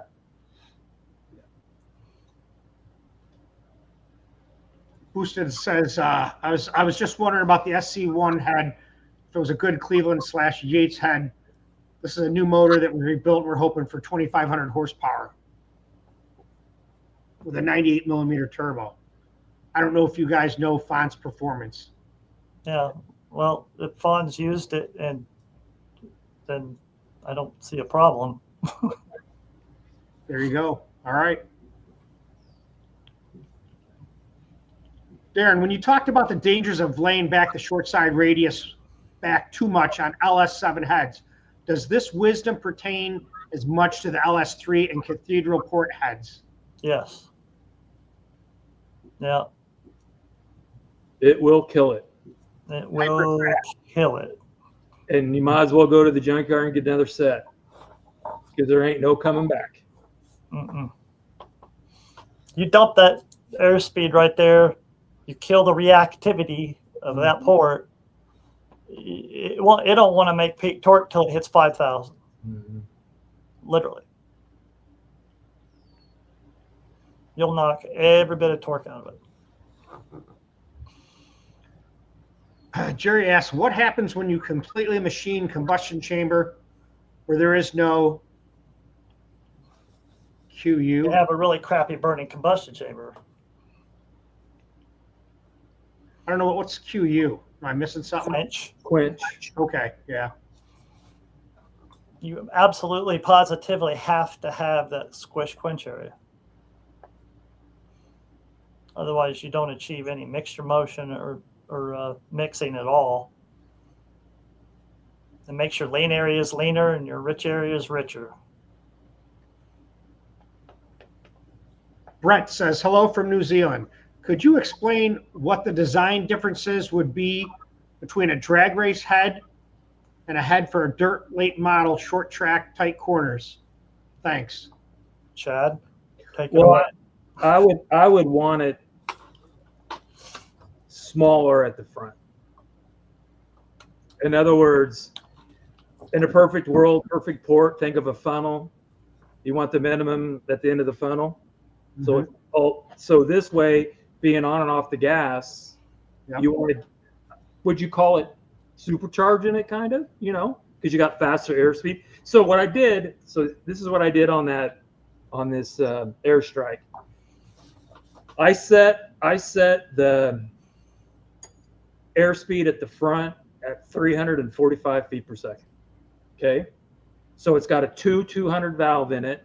With the valve stem out of it, I've got 3.10. I've got 3 inches at the front, and with the pitot and what it's flowing effectively, I've got 2.95. But it's showing 345 feet per second, because that's what I want. You got to remember, those guys are what? 2,500, 3,000 to 8,000. I mean, that's broad. I mean, you almost really need 2 heads on it if you want to know the truth. Yeah, absolutely. You're asking the thing to do some things it's really not supposed to do. So that was kind of my thinking on it. I hope it's the right way to think about it, but I just felt that having that faster airspeed would help recover quicker when you put your foot in it. I'm the same way. I tune the air speeds and the efficiency of the induction system down so that the thing will come out of a corner. Yeah. It's about how fast you can come out of the corner. Right. And how I think reactivity. The thing that saves those guys, in my opinion, is they're not building 358s. You know what I mean? They're not building 360. They're building 434s and 440s. They're building some big engines. So they got a lot of piston speed. Yeah. So it's instant. Yeah. So the CFM demand is high, so it's kind of hard. It's harder to screw that up. If it was 300 cubic inches, you could screw it up easy. Yeah. Easy. Yeah. So it's not a 358, thank goodness. Your tuning window is much broader. Yeah. Exactly. And the RPMs, right? It's not going from 3,000 to 9,500. It's going back, and like you're saying, Chad. Yeah, you're 500 to 8 grand, back down, up and down. It's sort of like the truck pulling guys. There was two kinds of drivers. You had guys that would put their foot in it and they wouldn't let their foot out of it until they saw rods on the ground. You know what I mean? And then you had guys that if they got a little out of shape, they'd lift, feather it. Yeah. Those guys don't need a big cylinder head because it's not going to recover. And that's what I'd always ask him. And I always and this goes back to shape. So back then I had a Dart 363 and I had a RHS that was 405. They flowed the same amount of air simply because the shape of the Dart was way better than that freaking RH. The RHS had like a 1/400 off deck short side, and the Dart was 900. I mean, that's all you need to know. So I'd ask the guy, which I want the one that flows the most. I want that big head. How do you drive your truck? Well, I put my foot in. I don't let up till I have to. That'll work. Or I let my, if I get out of shape, I want to let my foot out. It ain't gonna work for you, dude, because it's not gonna recover, right? At all, But that was how much different CC wise had to be in those two heads to basically make the same power. Because all in the short side, we're talking half inch. That's a lot. I mean, some of those guys, when you ask them how high did it go, they don't know because some of them guys don't even run tacks. I know, right? You ask them how high did it go, as high as it will go. That's how high it went. Yeah. And they turned them. Oof. 10-1. Yeah. And that is just abuse, and it's not like 8 seconds. I mean, it's like 20 seconds or whatever. Yeah, if you look at a graph, like a race pack graph of one, it's just like this. It's just straight across, man. And you can tell if it's cammed properly, the induction system is reactive and works well, because when that sled comes in, it don't choke the motor out. Exactly. If they're just spinning out and that engine speed just barely drops, that's a reactive. That's a nasty son of a bitch. Yeah. If you got somebody with big ports, slow, it's not quite tuned properly, it'll choke that motor out immediately. Yeah. I have to look at it next time I see them run and see it when they nail it, see how it goes. Yeah.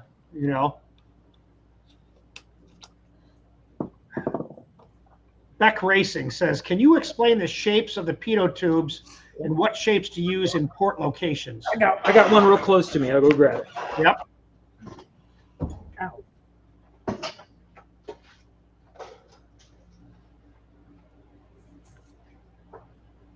I prefer the micro pitot tubes, and you can get those from Audi Technologies. Okay. He makes the Audi Flowbench data acquisition software, FlowPro. And they're teeny tiny, and they are perfectly micro balanced. So you have a big thick pitot tube in there that measures head pressure. Pitot tubes literally actually measure the head pressure. The air is going over the head. It's not you don't just put a vacuum tube in there, although it's relative. The numbers you get from a vacuum tube aren't going to be directly relative to the airspeed. So pitot tube is. So the air going through the port is being transduced by the head of the tip of the pitot tube. Yeah, balanced pitot tubes. Okay. It's literally measuring the head pressure. So this is an actual Dwyer. Okay, see how big the hook is? Not good. It's way too big. Yeah. This is a PTS. I was gonna grab my Audi, but it was on the flow bench. Look at the difference. And the Audi's even smaller than that. Yeah. So it's a big difference. And that's the cool thing about like having like a depression control, like my bench has, is it'll always keep putting it back to 28 inches. So you don't really have to worry about. And I know you hear people say, sticking something in the port, but if the port is good, like we said earlier, it'll recover. Yeah, it's going to recover. Yep. Yeah. And if you stick a velocity probe in there and the flow changes, you've got more problems than just measuring airspeed. Yeah, exactly. Exactly. The stable port won't affect it at all. Mm-mm.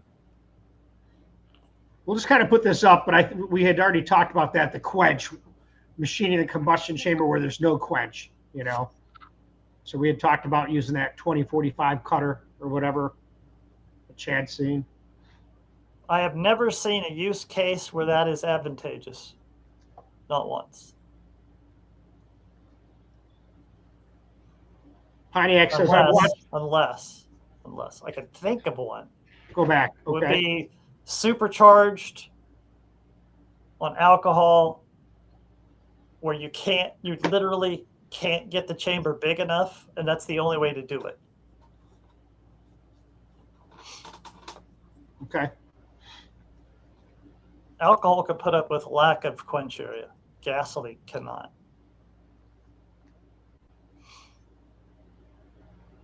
Now here's something interesting. Why is nobody using Smoky Unix idea using the cooling system design that directs it into the heads first?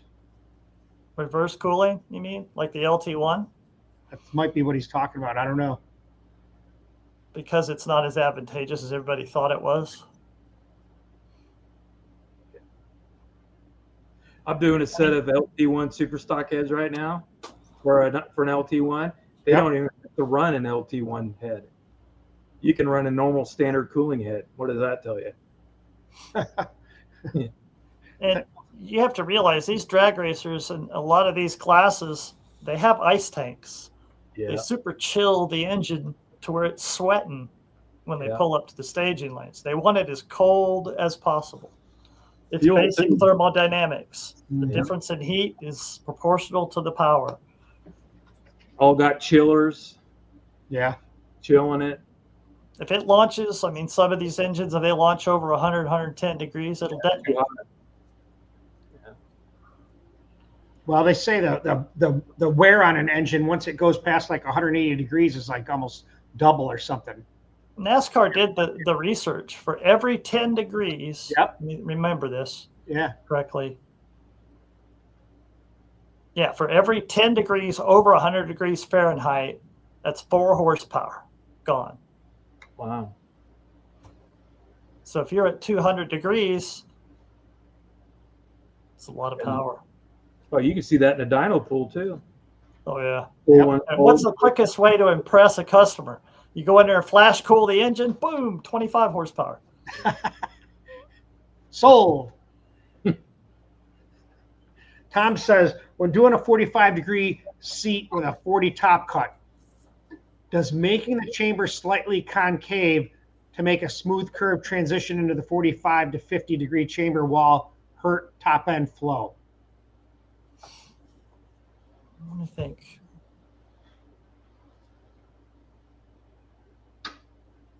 Well, I think some heads you probably have to do that. Yeah.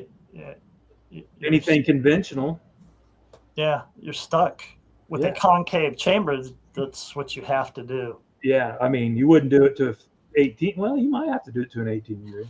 Slightly. Yeah. Once you hit 14 degrees, you can come right off and straight. Yeah. 14 degrees seems to be about the break point. And by the time you get to 10, now you've got a convex chamber. And a lot of those are 55, and you're talking 48, 46 top cut. So you're changing the whole world there. On like a pro stock head, which is 9.5 degrees by 2, you've got a 58 degree seat and a 50 degree top angle and a concave chamber. That's or convex. I'm sorry, convex. Yeah. Eric says, Darren or Chad, what is the max CC attainable on airstrikes? Easy, 500. And still have quench pads left? 500. Done it many, many times.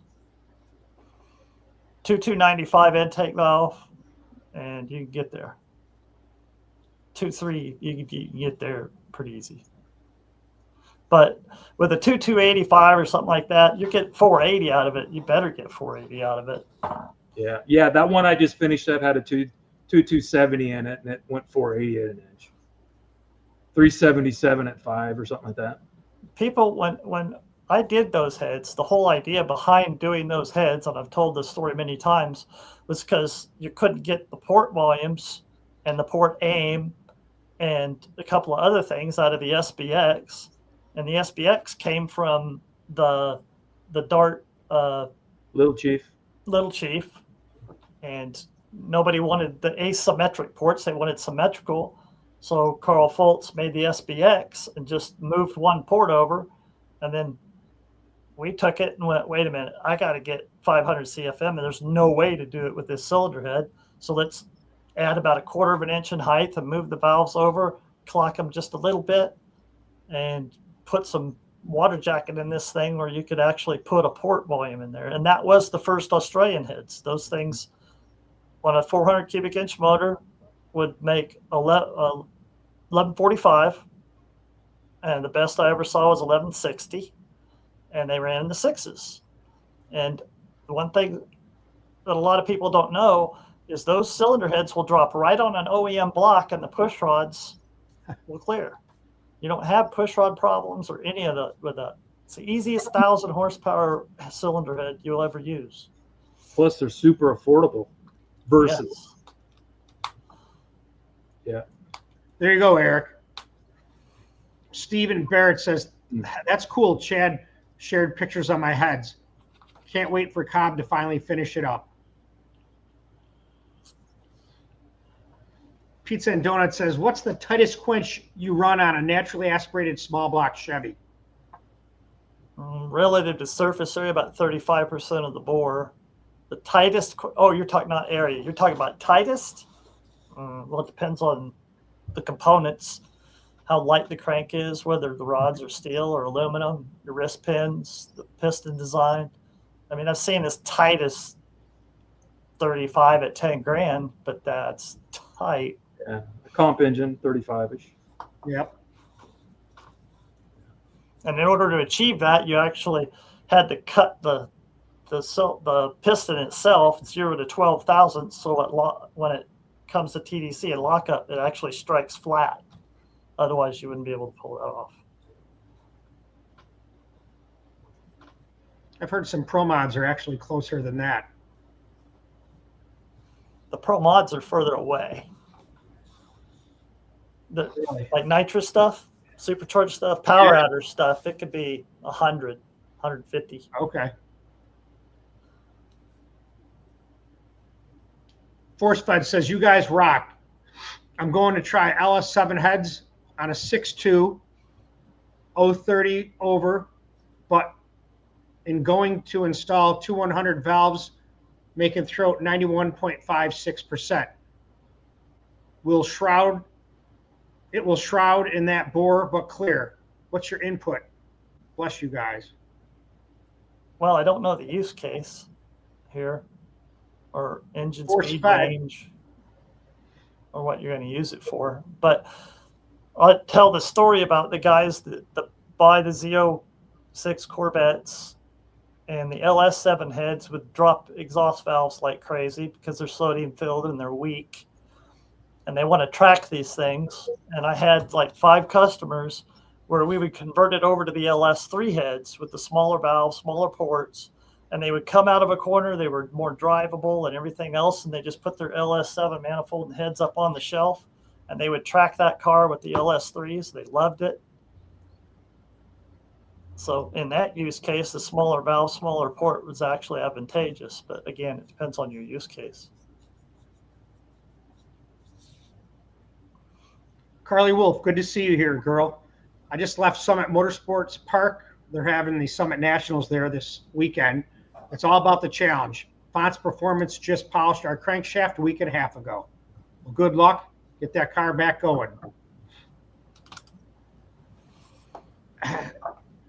This is a question for Darren off topic. I heard you were involved with the development of the Chevy Vortec 8.1 liter head. Or perhaps it was a Raylar head. Not sure which one. If so, could you elaborate on that? Yeah, the Raylar cylinder head. Okay. It came to me, and the 8.1 head was, they'll say, wholly inadequate to produce any power whatsoever at even a moderately high engine speed. So we just redesigned it, and they cast them. I mean, it's over a stock head, it's 100 horsepower.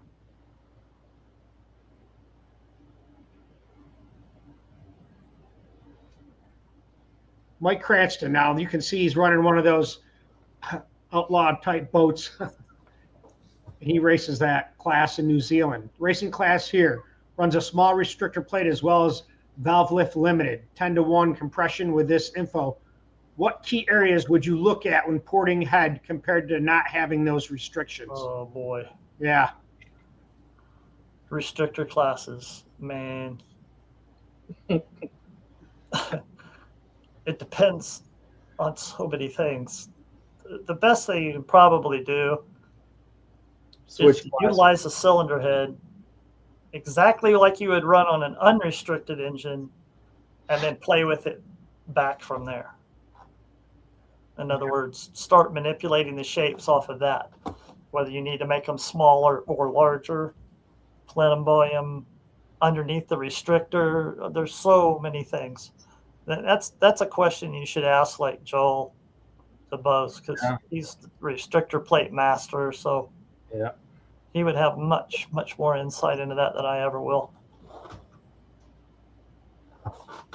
And Pontiac asked, is the airstrike head a 23-degree? No, it's 12, but it's capable of 9.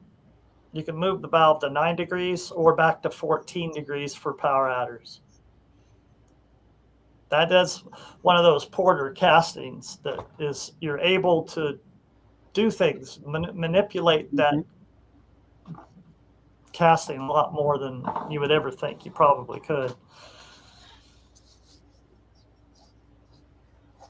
Chad, I would like to buy a couple of 30 bits for 45 for exhaust and intake. Are you still sawing them? I just got another round Friday, and I might have some extras. I ordered some extra ones, so send me an email. I'm gonna tell you a funny story about that. Yeah. So I go over one day. I was valve jobbing something, and I broke it. And I'm like, shoot. So I looked in there. I didn't have any. I'm like, you gotta be kidding me. Didn't have any at all, because I've sent them out. I give them to people that I done work for. So I got by with what I did. I got a hold of the lady, Jennifer at Surdy, and I said, how many do I need to buy to get the $65 discount? She's like, 10. I'm like, okay. So I thought, shit, man, if I can, I didn't want 10 of them. I didn't want $650 worth of cutters. So I thought, well, I'm going to post it up, and if I can sell 10 of them, it'll help me with my order. Right. At the end of the day, with this second batch, I sold 297 of them. Wow. That's no lie. Wow.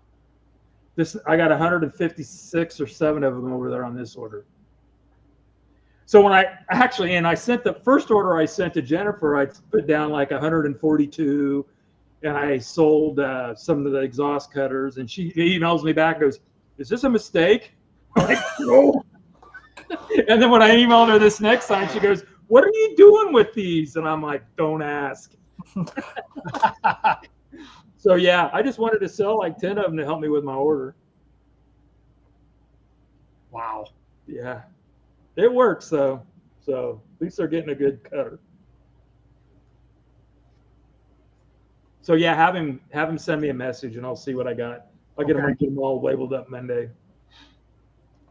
There's more information on this question. I'll put it up just to kind of bring your head back into it. I'm going to try the LS7 heads on a 6.2 30 over 2100 valves, 91.56. Will it clear? Blah, blah, blah. Now he fills in the blank. If you can answer this. LS7 will be for drag and drive, 495. LS7 came with 4125 bore, single turbo, 85 fuel. LS7 came with 200 valves. Does that help? This is a supercharged NA. I'm assuming NA. It says single turbo. Oh, single turbo. Okay. Yeah, E85.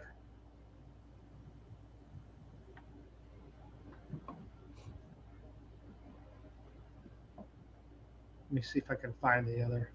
Oh, I see it. So with the smaller bore, more structurally rigidity. Okay.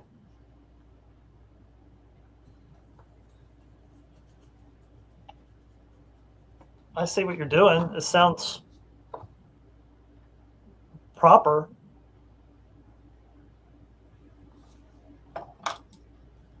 You want me to put the other question on, or? Yeah, put the first question on. Yep, here it is. We're going to try LS7 heads on a 6.2, 30 over. But going to install two 100 valves, making the throat 91.5%. Yeah, actually, that's dead on. Okay. Yeah. Will it shroud in that bore clear? Valve to bore ratio size. So it sounds like good to go. Yeah. It's dimensionally proper for what you're doing. Okay.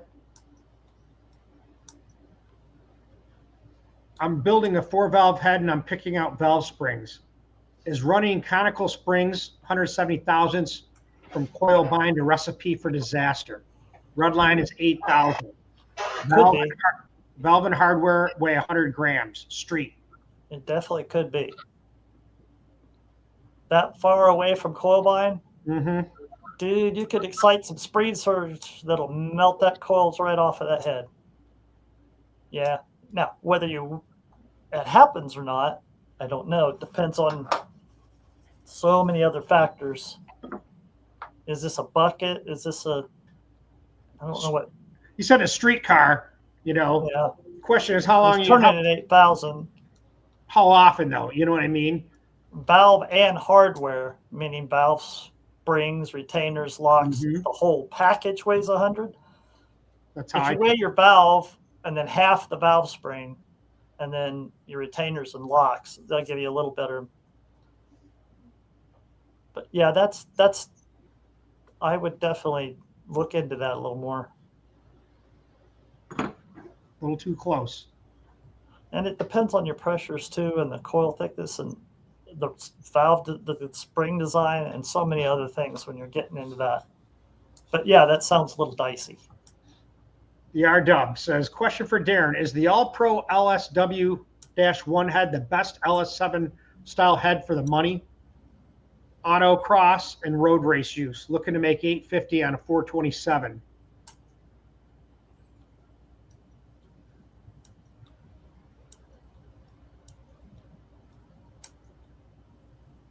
Well, I don't think you're really going to beat that head. Okay. That's a really, really good head. You're not going to go wrong with that. No, if that's what you're asking. Okay. Darren, does anyone make a tall deck intake for airstrikes?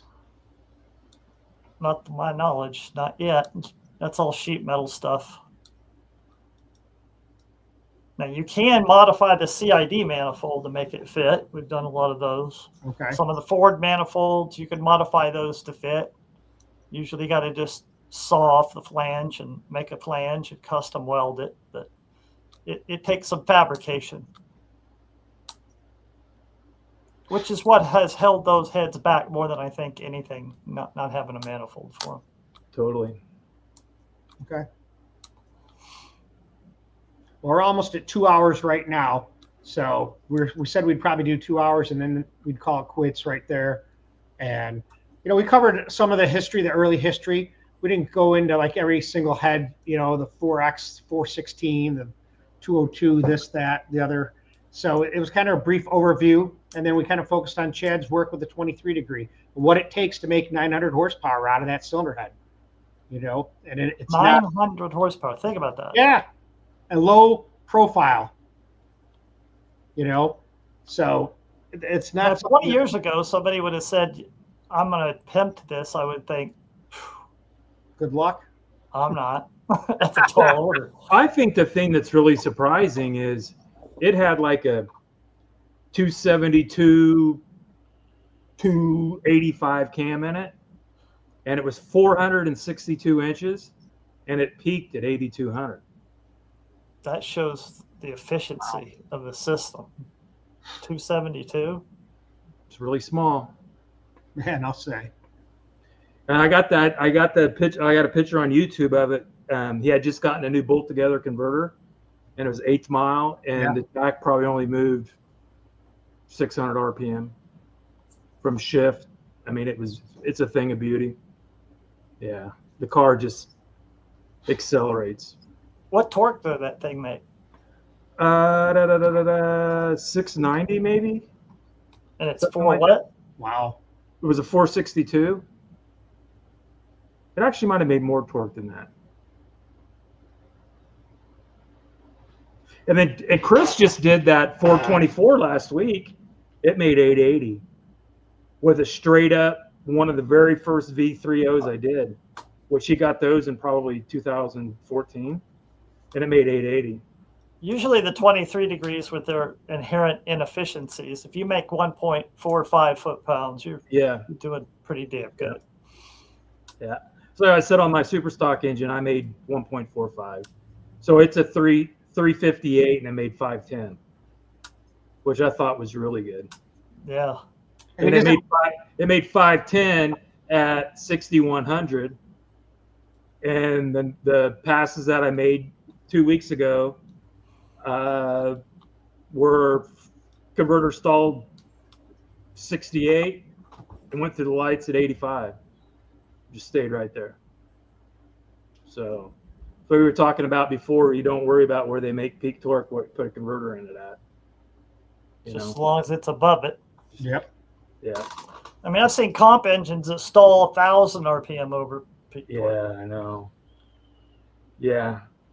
They leave the starting line at 9,500 and go through the lights at 10.5. Well, we had that one 363, that little C Ultra motor. I mean, it ran right on the record. It made peak torque at 8,500, and it had a 9,400 stall converter. Wow. It's insane. 94 to 11. That's where it lived. Yeah, that's crazy. So Force Fighter donated $50. Thank you so much. We appreciate that. He said thank you, all three of us. Those are the questions that you guys were answering. So thank you again. Very much appreciated. Dano donated $5. He has a question. He says, where is a good start point for the small block Chevy floor filling to get the dip out? Depends on how high you can go, because you got to remember that dip and it's 23 degrees, all your cross section there. So if you don't go up, if you don't do anything to the roof and you just fill the floor, you got a really small port. That dip is a necessary. It is. It is. And I've gone negative. Yeah. I mean, on some of them. I think the only reason why it works in the super stock stuff is because the ports are 172 cc. If they were 215, they wouldn't look like that. They couldn't. No. They couldn't.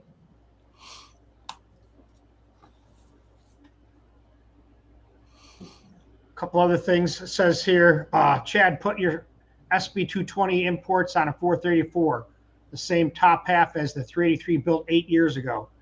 1060s with 383, 1050s with a 408 small block Chevy, same top end. They outperformed the AFR 220s, like you said. We'll get back. Yep. It's nice to hear.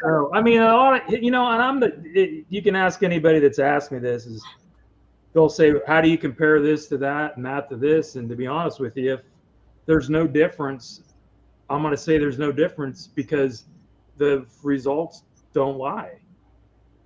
You know what I mean? I mean, it's just like we were talking about with the burr test on the manifold. How hard is it to pull the manifold off a burr, put it back on, and find out yourself? Why do you want to argue about it? Just do it. When it comes right down to it, it doesn't matter about the flow bench and the dyno and everything else. It all comes down to that little tiny slip of paper they hand you at the end of the racetrack. Everything does. Exactly. That's what tells you. If you picked up mile an hour, it made more power. Yeah.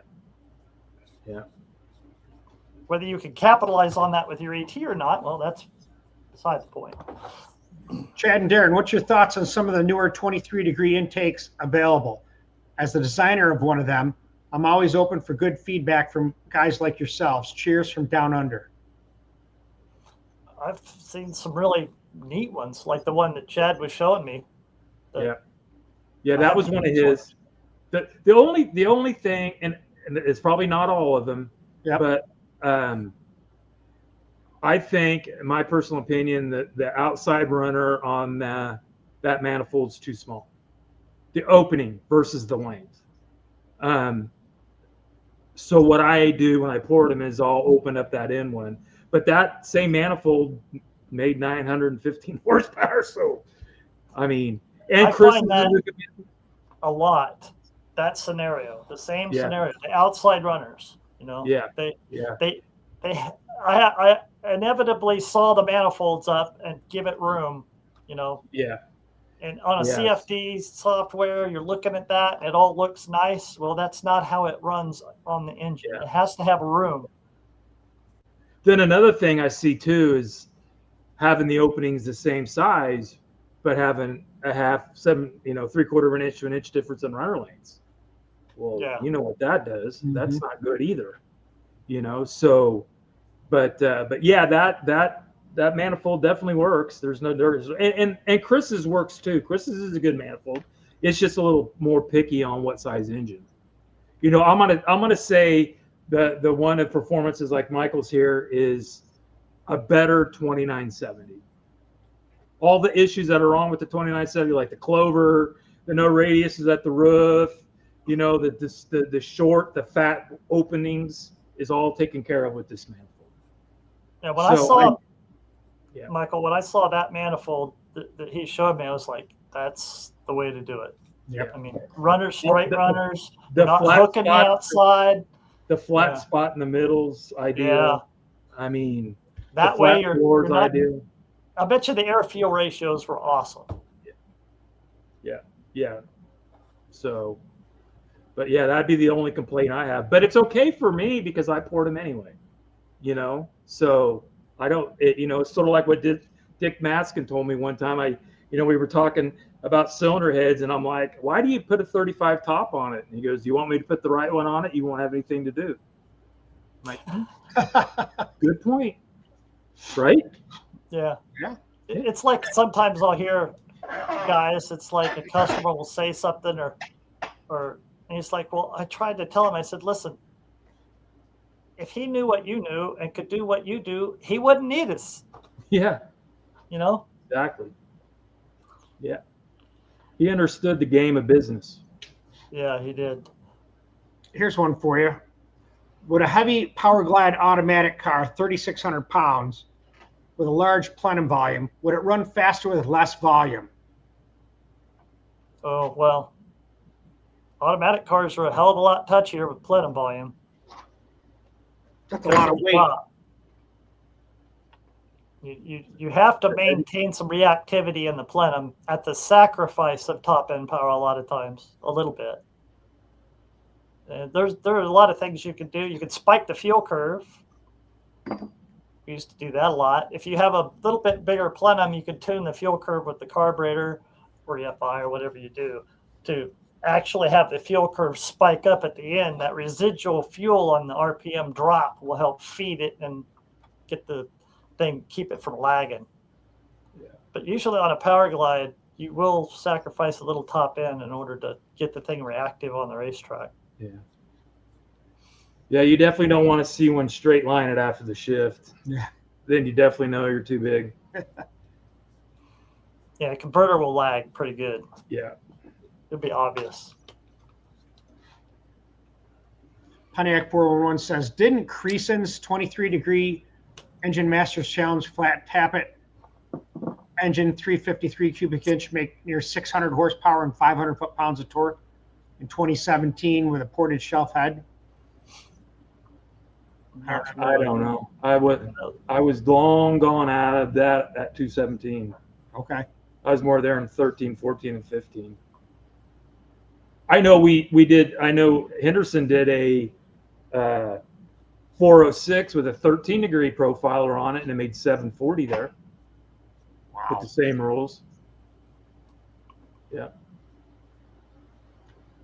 Joel DeBose says, I really appreciate you guys. Thanks for all the efforts. All three of you represent the airflow and racing family.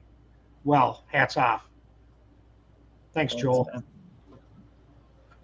Jerry says, have you ever used an offset guide to move the valve over? Oh, yeah. This question is obviously to circumvent rules to make more power. And if so, how much could you move it?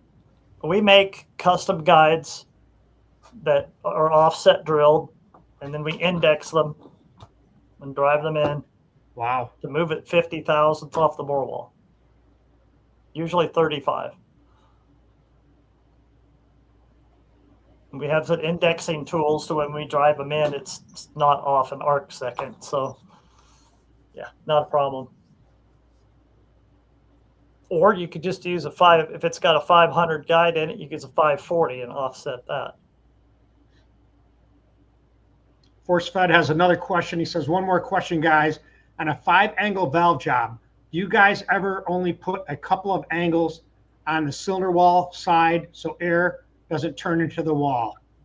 Yeah, we've talked extensively about that on the members forum. Yes. Yeah.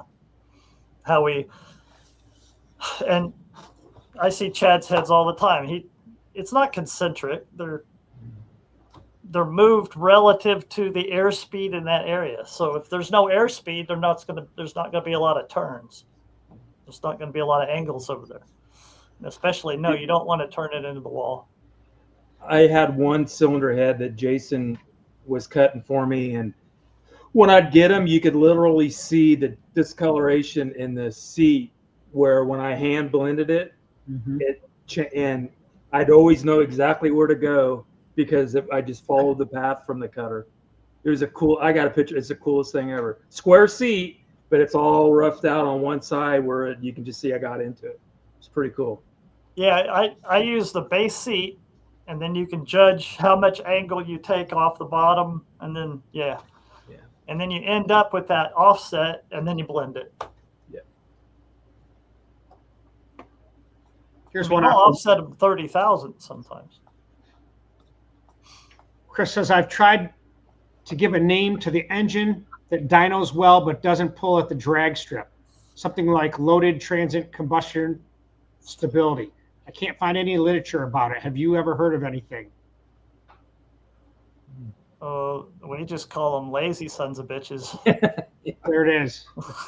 Lazy son of a bitches. There you go, Chris. Put that down in your book. Reactivity. It's not reactive. Not reactive.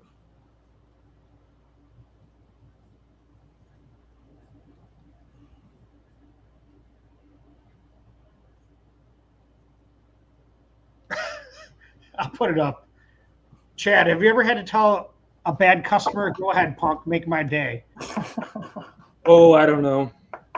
Nope. I've had some pretty healthy conversations with guys on. Yeah, that's a good way to put it, healthy. Yeah. But it all comes down to the results. Nothing else matters.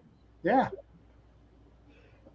I just don't understand why some people think people will lie, because it's easy to disprove it or prove it or just do it. Try it. I mean, we're not in a hidden game here. Everything's out in the open for everybody to see, for Christ's sakes. And purporting to do something that you didn't, that's a career destroyer. Yeah, why would you do that? Why would you do that? 0 cents. Shoot yourself in the foot, Yeah. And you start lying to yourself, man. Yeah. All right, guys, so we're going to end it. It's 2 hours. That's what we said we were going to end it at. So we'll call it a night. We appreciate you being here at DragBoss Garage and Darren Morgan Induction. And Chad, thank you for presenting, the material that you have on the 23-degree Chevy head. And I don't know, it's just one of those things that's good to try to get it out there to explain, the inheritances of that head that have issues in certain areas, Yeah. So hopefully we pointed that out and you can kind of put that with your own program. And I don't know what's up next. We'll talk about it after this. We'll figure out what we're going to do. We talked about doing like a Cleveland cylinder head next, and then maybe the big block Chevy, something like that, kind of present it. And I don't know, you guys comment on here and see what you think. but we appreciate you being here with us, and see you next time around. Stay tuned. You guys.